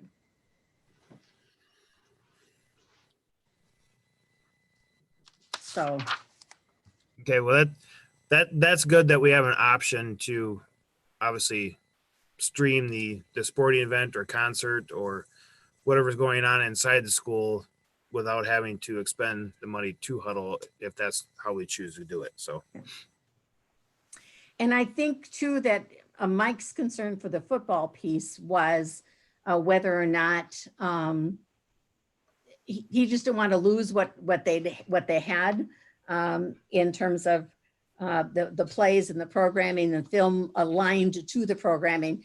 So we could certainly contract for that service. And now that we know that they'll count this year's cost toward next year if we don't have a season. So that concern is gone. And the other concern then would be whether, and maybe we could talk to Mike too and find out, is it really the camera piece or is it just the upgrade in the huddle? And if the huddle cost goes from 5,000 to a higher cost, maybe come back with a different proposal rather than a camera having the, you know, the school district cover part of those costs. I don't know, but I know it's a great product, and they're all of it put together, including the camera, would be $11,500. Do you know, Mike or Josh, if anybody has asked? There is the AD package price. Does that hold from year to year then, the $8,000? Or would it go back up after the first year? Do we know that? My assumption, and I can't lock that in, is I was on the assumption that it would hold. Okay. So maybe that's one we could come back with in June. That we'd have time for that, wouldn't we? We can, yeah. And we, you know, when we talked to him previously, we talked again about the possibility, obviously, of not having at least the fall sports. So, you know, they said they would either credit us or, you know, charge us accordingly. So, but then we said, well, we need to go to the board. Can we? So I think they're more than willing to hold it if we want to bring it back later.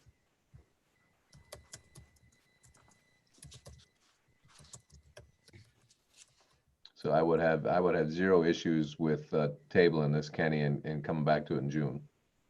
okay, that's fine.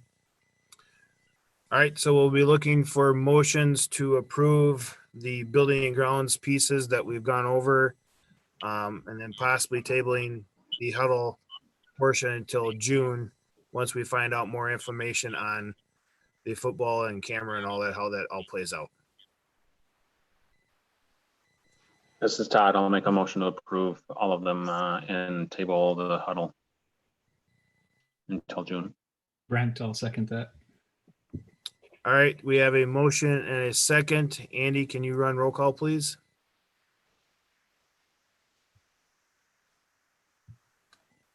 Does that include the technology piece, Ken? Yes. Okay. Yep.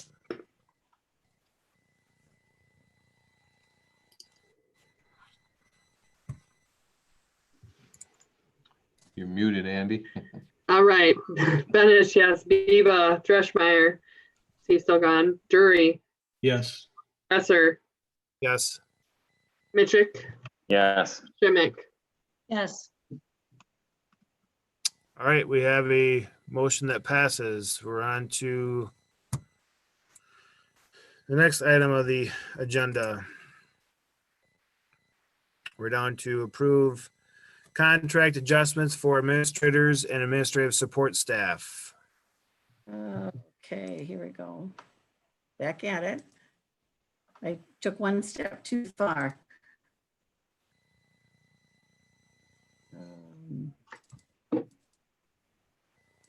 Well, there we go. Okay. This one, we had a conversation with the finance committee, and I just laid out for the finance committee a recommendation for the essential staff. These were the folks that were working from the very beginning to keep us going when the rest of the world was taking a little bit of a break, and you had awarded, I think it's 10 unpaid administrative leave for support staff, custodians, cooks, and so forth, aides. Well, we were trying to get everything organized and coordinated and ready to roll. The essential staff didn't have that option.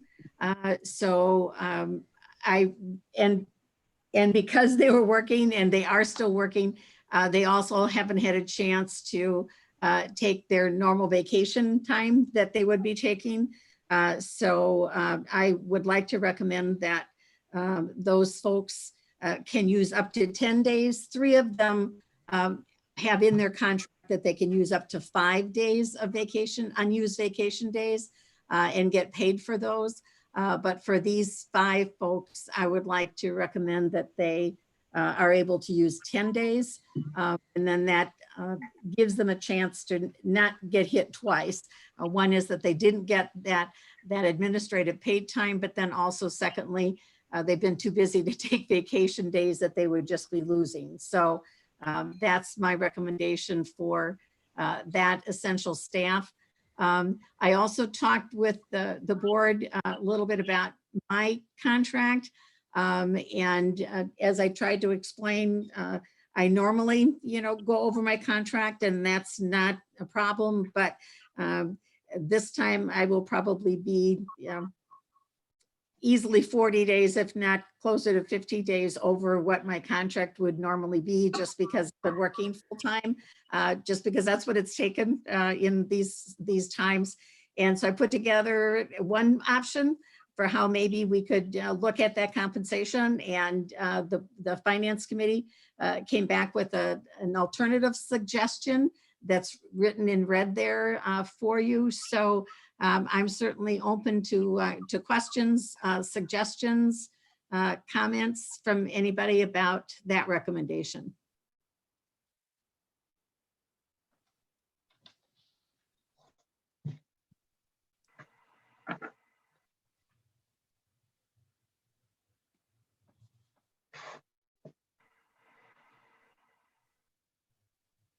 All right, I made it back on here. I apologize for that. Some technical difficulties at our house. So we're looking to approve the contract adjustments for administrators and administrative support staff. Yes.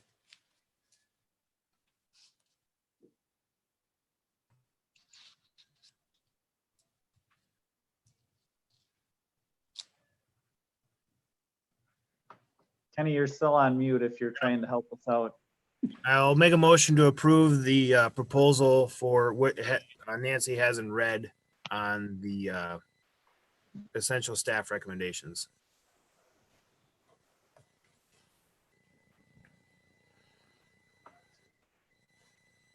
I'll second. Schimick. So we have a motion by Esser and a second by Schimick to approve the contract adjustments for the administrative support staff and administrators. Is there any discussion? Can I just clarify, this was finance committee vetted this, they looked at this, right? Correct? Yes. Greg, yes, we did, Greg. Thank you. Yes.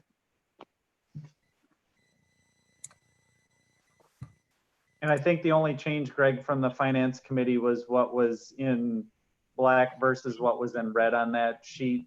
The first proposal had kind of had us take some encumbrances into the future years, and we wanted to try taking care of everything this year.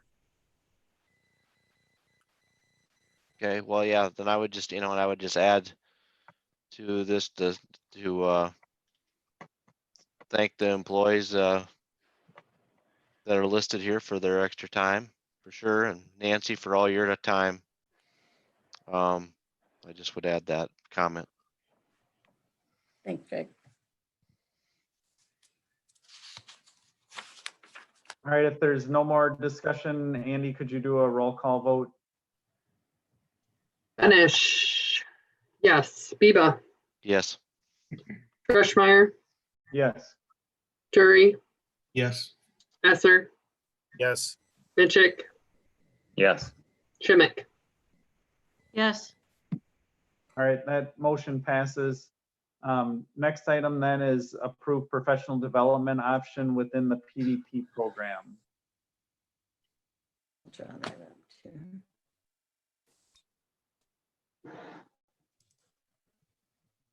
There you go.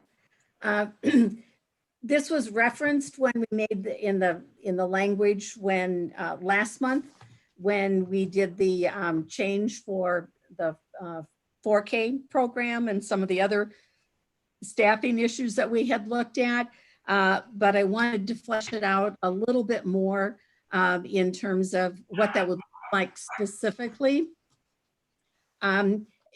Wisconsin has done a great deal of changing on their licensure to make it very flexible for staff to be able to move into different positions.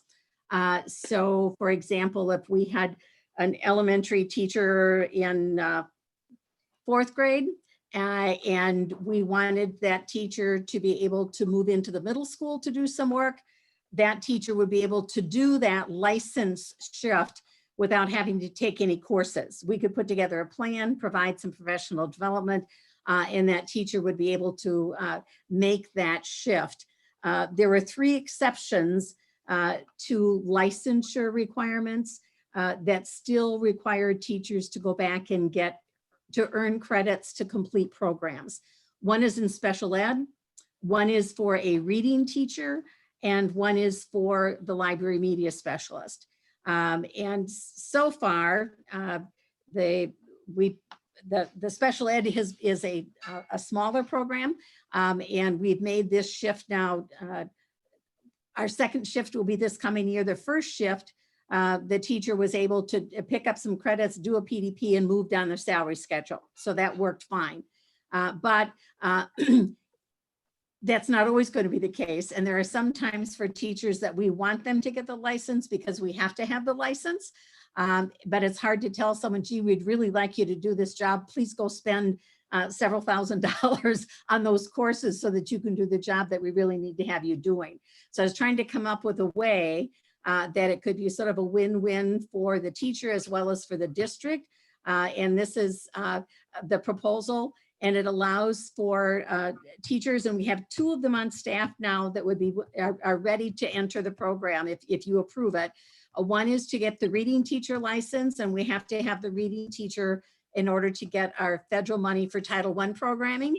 And what would happen is then for those 12 to 15 credits that are required, the district would upfront the cost of the tuition, but then the teacher, rather than moving across on the pay scale, would just stay where they're at until the district has, in essence, carved back the cost of that tuition. So if the teacher would be taking 6 credits, they could move over to another lane, and that would be an additional $850 that teacher would get that next year. Well, they wouldn't make that move. And the second year, it'd be that $1,700 that they wouldn't be getting paid until they've accumulated enough money to pay back the tuition that you have upfronted.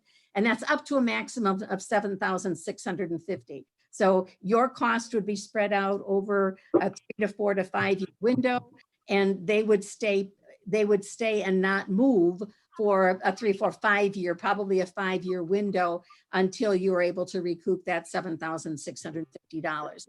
And so I've given you a couple of examples that might be a little more expensive because some of them might require more credits.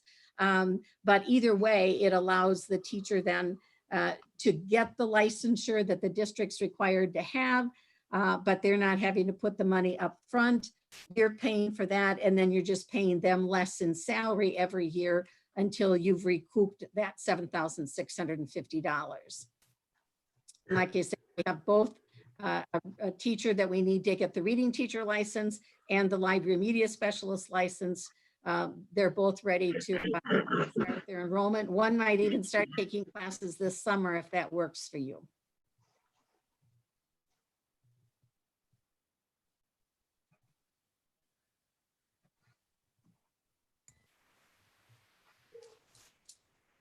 This is Todd. I'll make a motion to approve the professional development option that she's laid forward. This is Greg, I'll second. All right, we have a motion by Mitchick and a second by Biba to approve the professional development option within the PDP program. Is there any discussion? Seeing none, Andy, could you do a roll call vote? Anish, yes. Biba, Yes. Drushmeyer, Yes. Yes. Esser, Yes. Mitchick, Yes. Schmick. Yes. Motion passes. Next item is approving the safety grant amendments. And I forget which groups I've even talked to this about, but our safety grant, we have just a little better than $7,000 left in the second safety grant. We've already completed the first safety grant, but the second safety grant was focused on primarily training. There are several training requirements that we had to meet, but it also allowed you to expend money on anything that you'd spent on the original safety grant.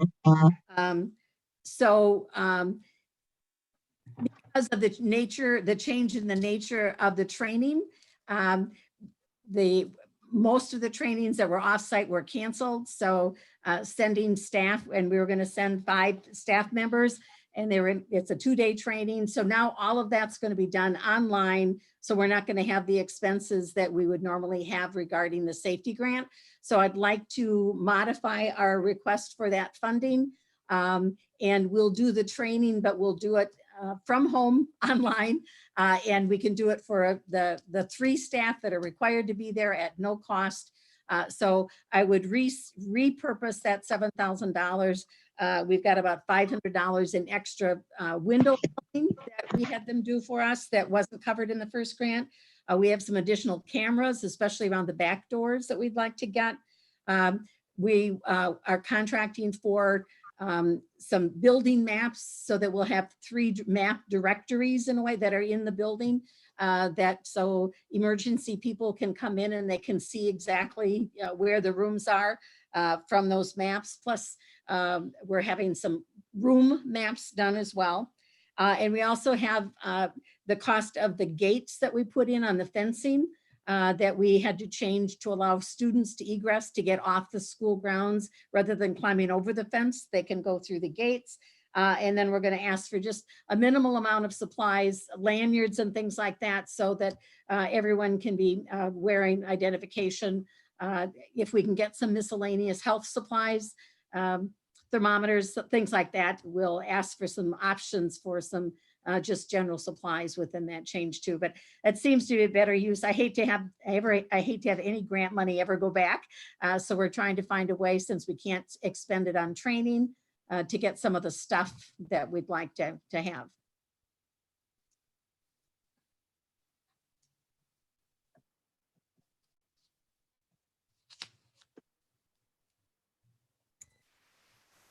I'll make a motion to approve.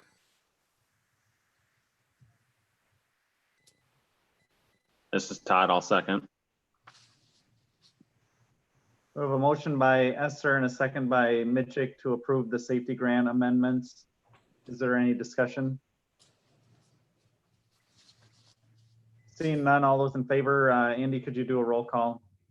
Anish, yes. Biba, Yes. Drushmeyer, Yes. Drury, Esser, Yes. Mitchick, Yeah. Schmick. Yes. All right, motion passes. Next item is the summer school adjustments, Nancy. And I keep getting in and out of the share business. I shouldn't do that. There's not an awful lot to see on this one, but I will share it anyway. As you can tell, we have a lot of summer school stuff that we normally do that we're not doing this summer. But we do have some costs here. Ms. Mathias is going to be doing the computer apps class for the kids this summer. And so that will earn us at least 1 student, if not a little more, depending on how many students are in there. And then Ms. Rummel is going to be doing our middle school summer school remediation. That'll pick up a few numbers there. And then we will be having a bill for Southwest Technical College. We have up to 25. We met with the the kids by Zoom, was that last night, Josh? Or was that 2 nights? Monday night, right? Whenever we met with those kids. Last night, sorry. We're I was not sure muted that we'll last night. have all of them there, but as you can see, we've got about $3,400 that we'll expend on some salaries. And then the tuition costs will get us to about half of what we normally spend in summer school. And again, that should earn us about half the number of kids that we normally get for an FTE.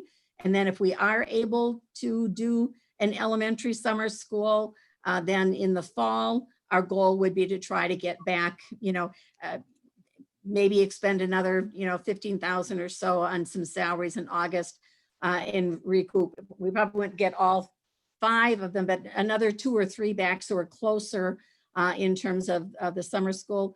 We're doing the driver's ed summer school though too, and that will get us at least 1 FTE. So we're going to sort of chip away at that, but it is a little different than what we would have done in the past. But for now, I think that's probably the best that we can do. We've had some interesting times with Southwest Tech. We met and had talked with all of the teachers and had them all on a path to get a DPI license. And then Josh and I were on a conference call. Was that on Friday, Josh, where they said that they had they changed in the budget rules, so Southwest Tech teachers could indeed teach high school classes. Yeah, I think that was Monday. But that was Monday. Okay, that's right. That was Monday. And then yesterday, and that was DPI licensing people. And yesterday I was talking to DPI finance people and they said, well, no, they've got to have a license. I said, please don't tell me that. I just told everybody they didn't have to have a license. So I said, well, so then the DPI finance and DPI licensing got together and they finally got back to me at the end of today and said, no, for this year, but this year only, Southwest Tech people can teach high school classes. So it's been kind of a jolly Roger trying to figure out where we're at. But for this summer, we're going to be good without having to jump through those licensing hoops. But hopefully, our goal would be to get to at least 5 as a result of what we're doing in June and July, and then maybe pick up another 2 to 4 in the fall. As well as providing really good opportunities for the kids. It sound quite subversive on that.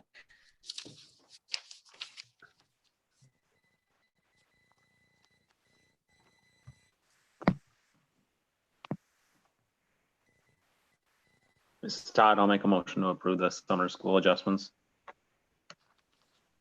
This is Ken. I'll second that.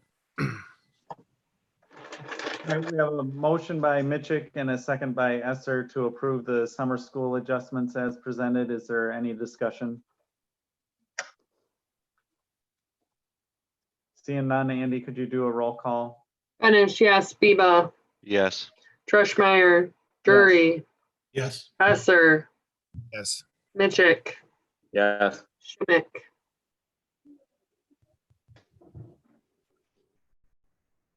Schmick, Yes. All right, thank you. Motion passes. Next item are the sweep 1 and 2 agreements. A lot of paperwork for what, $250 or $100 payment. So it's the annual agreement and it's 2. One is for the equipment, one is for the group fees. They've been waiving the equipment fee for the last few years. So it's a great group because it does bring Iowa County school maintenance people together. They meet a few times a year just to talk about best practices and have suppliers come in and give information. But we do then share, like we own an aerator across those 5 school districts or that group of schools. And I think a trailer to move it and some other kinds of things. So it's well worth the small fee for that. This is Ken. I'll make a motion to approve. Katrina, I'll second. So a motion by Esser and a second by Schmick to approve the sweep 1 and 2 agreements. Is there any discussion? Hearing none, Andy, could you do a roll call? Benish, yes. Biba, Yes. Drushmeyer, Yes. Dury, Yes. Besser, Yes. Mitchick, Yes. Schimick. Yes, Motion passes. On to personnel then, Nancy. Yes. First item is the resolution authorizing the contract renewals and issuance of intents to employ. And let me know which of the pieces you'd like to see. But there are four pieces. The resolution itself, the wording is identical to what it was in the past, other than the change in the dates. It's just saying that you are going to issue contracts to those teachers listed in Exhibit A. And those are all of the teachers that we currently have working for us. And it moves them to their next lane change. There is a $250 increase at every one of those steps.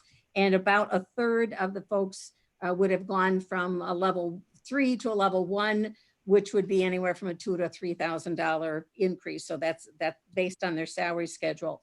But if you'd also note, there are a couple on the far right anticipated changes in terms of the salary schedule. There are 5 folks there who had submitted a PDP and have been working this school year on completing that professional development. And it's anticipated that they will have that in place by the fall so that they'll be able to move to the lane that I have on the anticipated column, but we just haven't reviewed those or approved those yet. And in a couple cases, they might need the summertime just to collect the evidence that they've been working on. So I will be meeting with all of those folks to make sure that, whatever it is that they need to make that happen. But this spring put a little glitch in when we were going to try to get together and meet about those pieces. But I just wanted you to be able to approve those so that when they get that completed, I can just edit their contract then and they'd be in the next spot. And then there's also a copy, as the resolution says, of the actual teacher contract that we received. And again, that's been vetted by Eileen and there's no change from last year. And then also the letter for the teachers to accept or reject that contract. We by law are to get this to them by the 15th. So Barb's been doing her yeoman's job. She's got everything ready to roll. I think everything's signed pending your approval, and she'll get those out via certified mail tomorrow morning.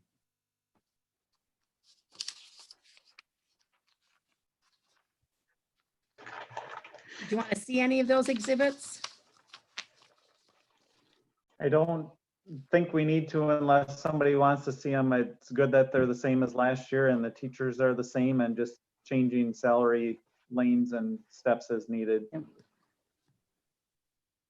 This is Todd. I'll make a motion to approve the resolution authorizing the contract renewals and issuance of intents to employ. Second, Andy. All right, we have a motion by Mitchick and a second by Benish to approve the resolution authorizing the contract renewals. Is there any discussion? Hearing none, Andy, could you go through the roll call? Benish, yes. Biba, Yes. Drushmeyer, Yes. Dury, Yes. Esther, Yes. Mitchick, Yes. Schimick. Schimick.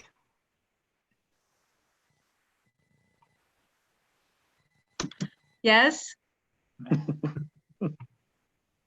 All right, motion passes. Next item is approving the 2020-2021 extracurricular assignments. And I did put this up because I wanted to note, I asked Eileen for some direction on this one, because as I'd said, I think it was to the finance committee, that I felt I wanted to make sure, maybe it was at the board meeting, I'm not sure, but I wanted to build in the flexibility for the board for next year. If indeed there are entire seasons or significant chunks of seasons that get lost, either they don't begin or they get cut short, I wanted the board to have the flexibility from the beginning to be able to say that they would withdraw or terminate that assignment. So this language that's been added in here will survive, and it would include things too, like we might contract for someone, but if we have fewer kids in the future, if we have to have in the number of coaches that are needed. So it covers more than just what we're anticipating possibly because of the pandemic, but it does give you the option to immediately withdraw, terminate the assignment. And if in that event, if it's necessary, we'd have the ability to prorate that based on the number of weeks of the season and so forth. And I just want you to know too, that I did have a conversation at the staff meetings with all elementary, middle, and high school, with everybody. So I explained this to them and why I felt that it was important. And I also put together a cover letter that's in your folder too, to the coaches and advisors, just explaining how all of the contracts were honored this past year. Because everybody entered into those contracts with good faith that they would be honored, and that I asked them to think about that for next year, that if they were uncomfortable with either having the potential of a withdrawal or a proration of their contract, they'd have to factor that in now. But as I'm comfortable though that I've been able to give everybody that advance notice, so that unlike last year when it just kind of happened and people were in the middle of everything, this way we're giving people advance warning and they're accepting the contract knowing that if there is no season, there will be no pay. And I think that puts everybody, it's much more transparent, and I think we can all just feel a little more comfortable that if that does have to happen, we're not making that decision, you know, on the fly. It's something that's been thought about ahead of time. So there aren't too many changes in the coaching, the listing of the coaches, a few on the volunteer side. But we are holding on the assistant positions. Remember, was it 2 years ago, we had a third baseball, softball, and volleyball coach because of numbers. We're holding on those, and we wouldn't have needed them for baseball and softball this spring had we had the sport. So it's probably not likely that we'll be needing those this year, so we don't even have anybody on that list, but we'll see what happens. Thoughts, comments on the co-curricular, extracurricular things? I think it's good, Nancy, that you put that in there. That being said, I'll make a motion to approve.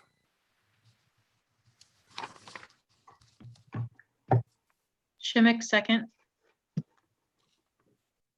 A motion by Esser and a second by Schimick to approve the 2020-2021 extracurricular assignments. Is there any discussion? Hearing none, Andy, could you go through the roll call?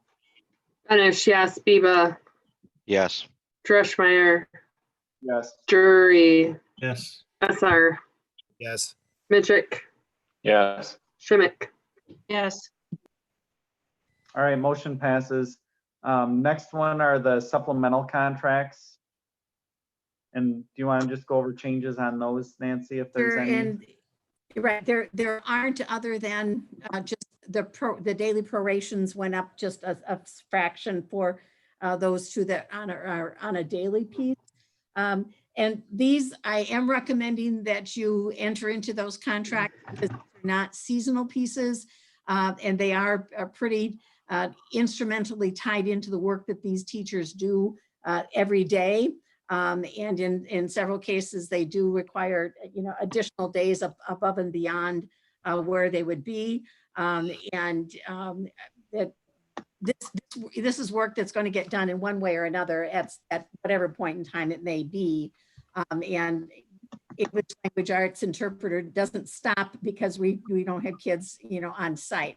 The athletic director work just gets more complicated when we're dealing with some of those other pieces. So these I think are contracts that should be honored regardless of what happens within the school year.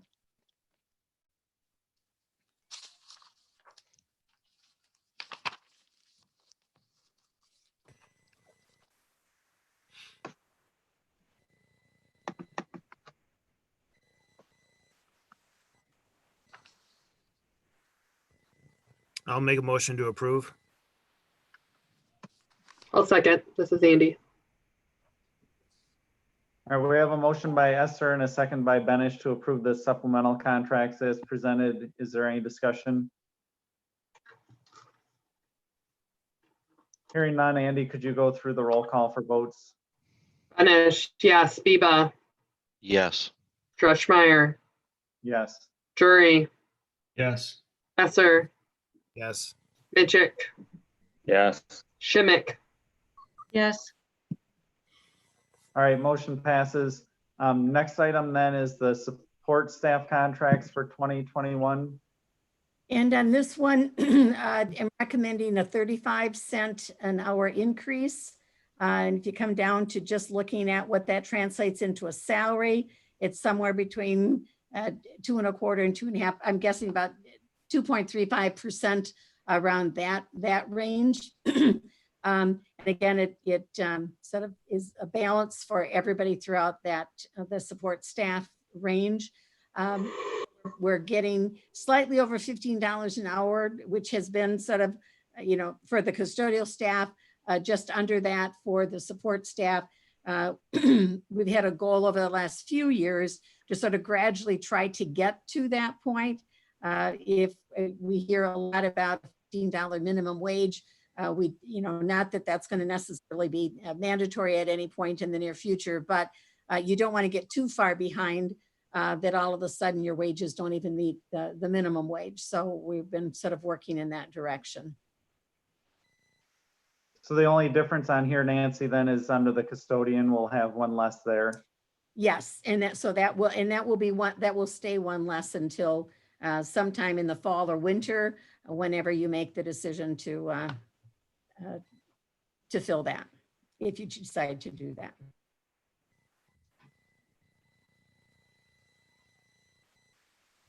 I'll make a motion. Okay. I'll second. That's Greg. I made the motion. All right, so we have a motion by Biba and a second by Mitchell to approve the support staff contracts for next year. Is there any discussion? Seeing none, Andy, can you do the roll call? Benish, yes. Biba, Yes. Dreschmeyer, Yes. Drury, Yes. Esser, Yes. Mitchell, Yes. Schimick. Yes. All right, motion passes. And then the last one under the personnel here is the administrative and administrative support staff contracts for 21. And Nancy, these are no changes other than the cost of living adjustments. Right, the 2% for the cost of living, and then 35 cents an hour for the hourly folks. So that's the same as what I shared with the finance committee a few weeks ago. This is Todd. I'll make a motion to approve the non-union and support staff contracts as well.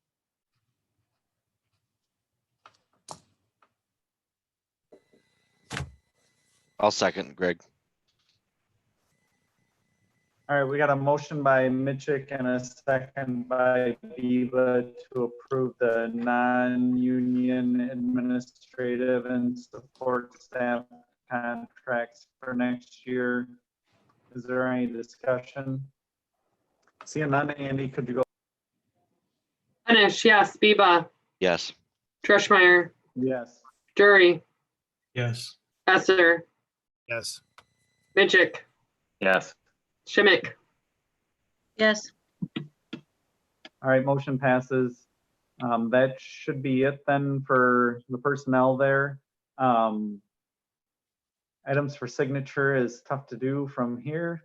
but we got some of that taken care of already. Committee meetings then, Nancy, that you're thinking coming up here? Yes, we have the regular board meeting on June 10th. And I'd like you to just sort of, sometimes we have one more meeting in June. I'm not sure we'll need it because we're so much of the budget's already pretty well, solidified. But if we could have, if you want to hold June 24th, which would be the fourth Monday in June, in case we need to get together to authorize one last, some pieces in terms of the budget yet, if there's something that changes, but if we don't need it, we won't have it. Barb and I are starting, we put it on the calendar, so it will happen. Barb and Linda and I will meet next Thursday to begin to chart through the policy pieces. So I'd like to have a policy committee meeting before next board meeting. And I think one more finance meeting, because when I come the board meeting in June, I'd like to be, giving you our next best guess about what fiscal year 21 is going to be looking like. And so we're shifting away from end of year 20 and what's fiscal year 21 going to look like. So I'm just throwing out there Wednesday, the 3rd of June. Boy, that sounds like a long, shouldn't that be just months away? The 3rd of June. The 3rd of June would be the week before the board meeting. If we could do finance, and then maybe Tuesday, June 9th, which would be the night before the board meeting. But if we could do the first look at some of the policy pieces, that would give Barb and Linda 3 weeks, 3 Thursdays to work on that. And then we'd begin to engage the board. Then we could still have, so we could do some first reads on June 10th, and then we'd still have a couple more potential policy meetings to get close to having everything else come together for a first read in July. But we're going to be closer, but we won't have it all done by the 10th. If we meet on the 24th, we might, but I'd like policy and finance. Buildings and grounds, do you guys need to meet again one more time? I don't believe that we have to, Nancy, unless, you guys have got something that develops between now and then. Okay, the only HTF is coming, when are they coming, Josh? 27th. 27th of May, right? And they've opened the door for negotiations and said, well, we know you don't like the 18,000 proposal, which would be on top of the 9,000 that we owe them. They said, well, what would you like? And my answer was nothing. We'll take you fix everything that's not right. We'll pay your 9,000. But if you would like to look at that differently, buildings and grounds would need to give us some direction on that. But I didn't hear anybody saying that you wanted to spend more money on that project. Not with them. Okay. So does Tuesday, I know it's 2 nights in a row, but does Tuesday the 9th work? Just to give us maximum time for policy, and then Wednesday the 3rd for finance. What time? What time would you like?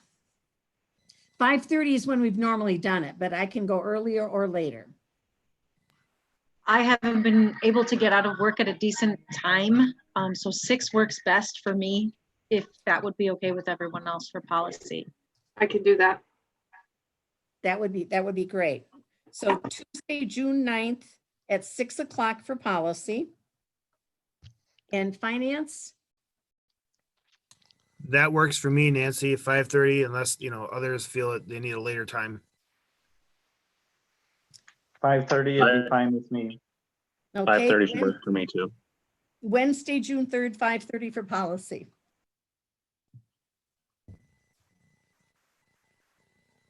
No, finance, you said, right? Finance, finance. yes. Finance. You knew what I Almost meant. said, what? So We'll do it finance- twice. Finance policy is going to be so much fun. We're going to want to meet twice. So policy is June 9th at 6 and finance is June 3rd at 5:30. Is that correct? Yes, got it. Josh has got it. The next board is June 10th at 6 o'clock. Yes. And we'll just hold the June 24th in case we need a special meeting to wrap anything up before the end of the year. Nancy, can you check your chat, please? I just want to make sure we don't need to cover that. If we're good, we're good. If we're not, if you needed to mention that or not yet, or can we wait on that? Yeah, we're good. We're good.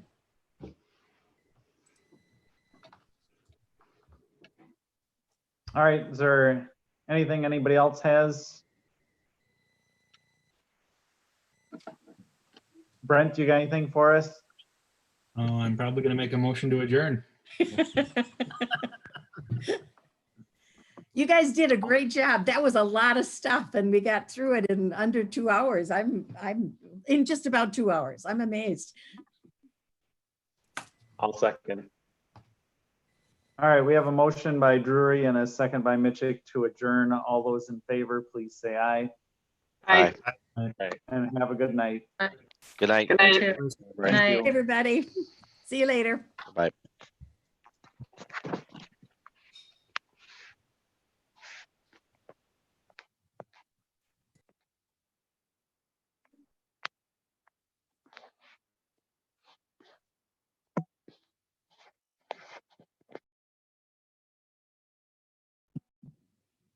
I'm trying. What the heck? Okay, good night. Goodbye. Good night. Bye-bye.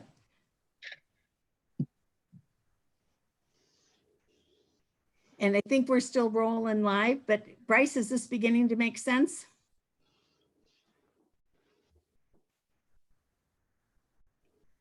You're on mute there, sir. Push the wrong button. It's a lot of detail. I got my work cut out for me. I'd like to Bryce, we get still, with you a couple times and help be in on the planning for setting up the next. I want to watch you more detailed to get the June meeting set up. terrific.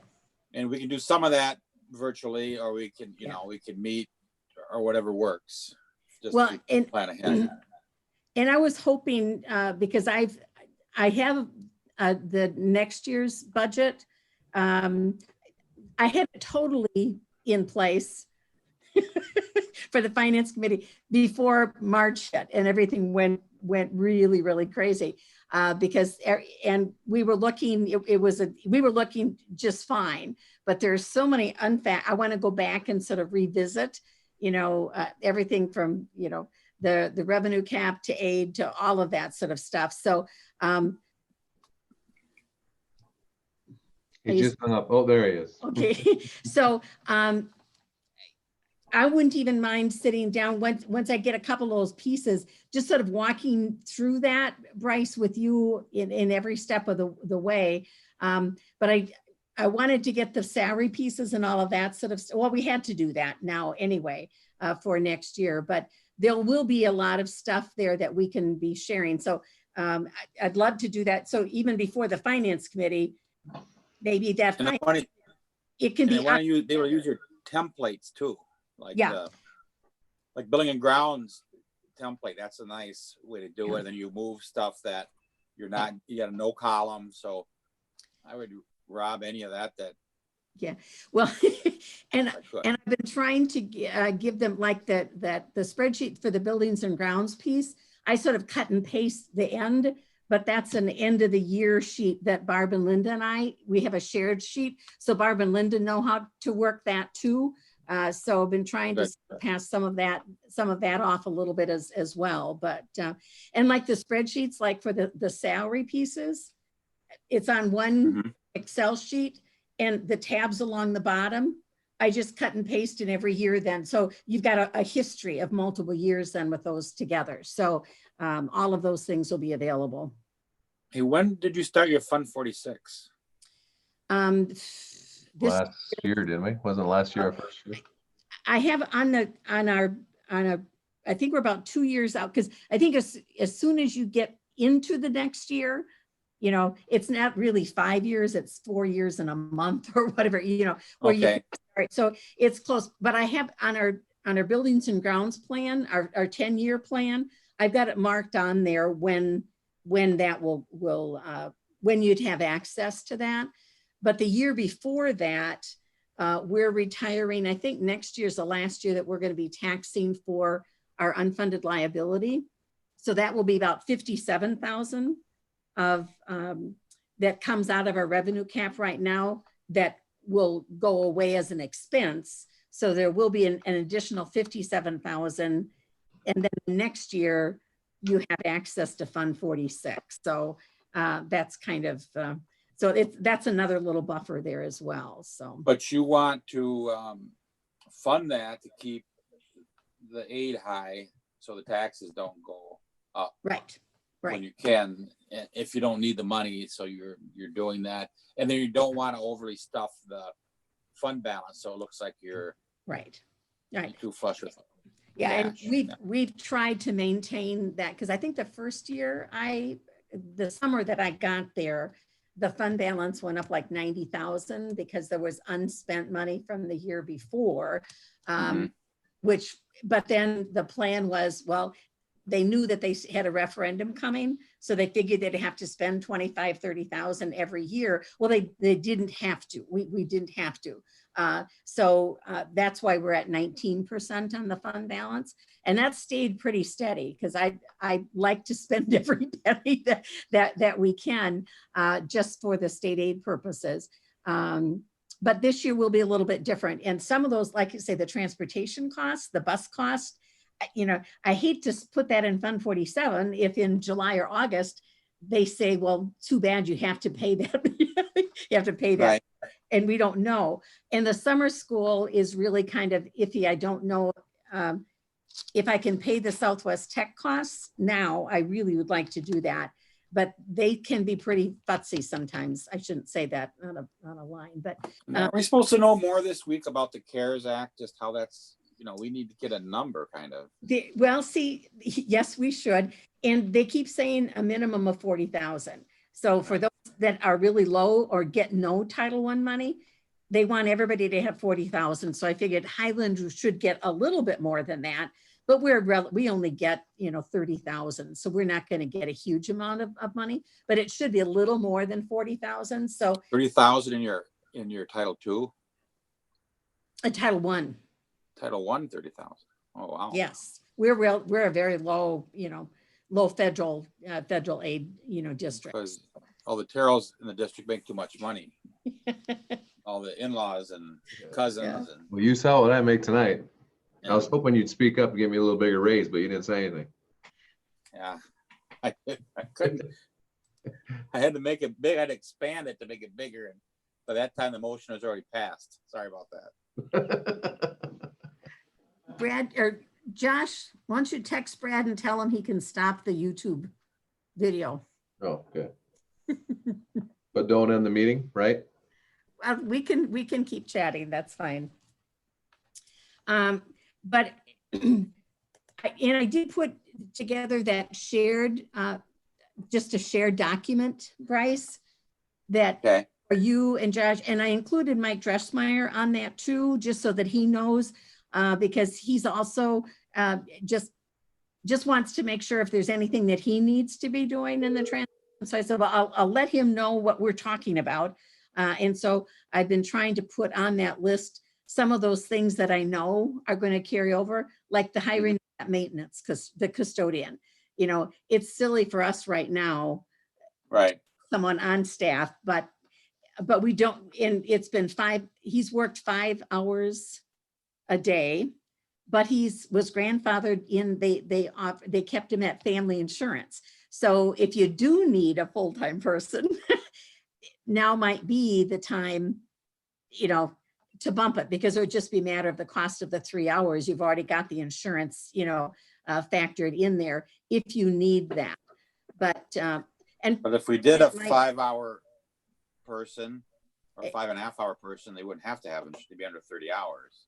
Right. They would. The question is, we've never been as lucky. We've never been as good at finding those part-time people as Riverdale was. We've tried, and we just haven't been able to find part-time folks. So it's an issue because, it's not the best scenario. It saves in the budget, but there's quite a bit of turnover. Yeah, And then the quality isn't always what you like either, so. yeah. Well, and I think that's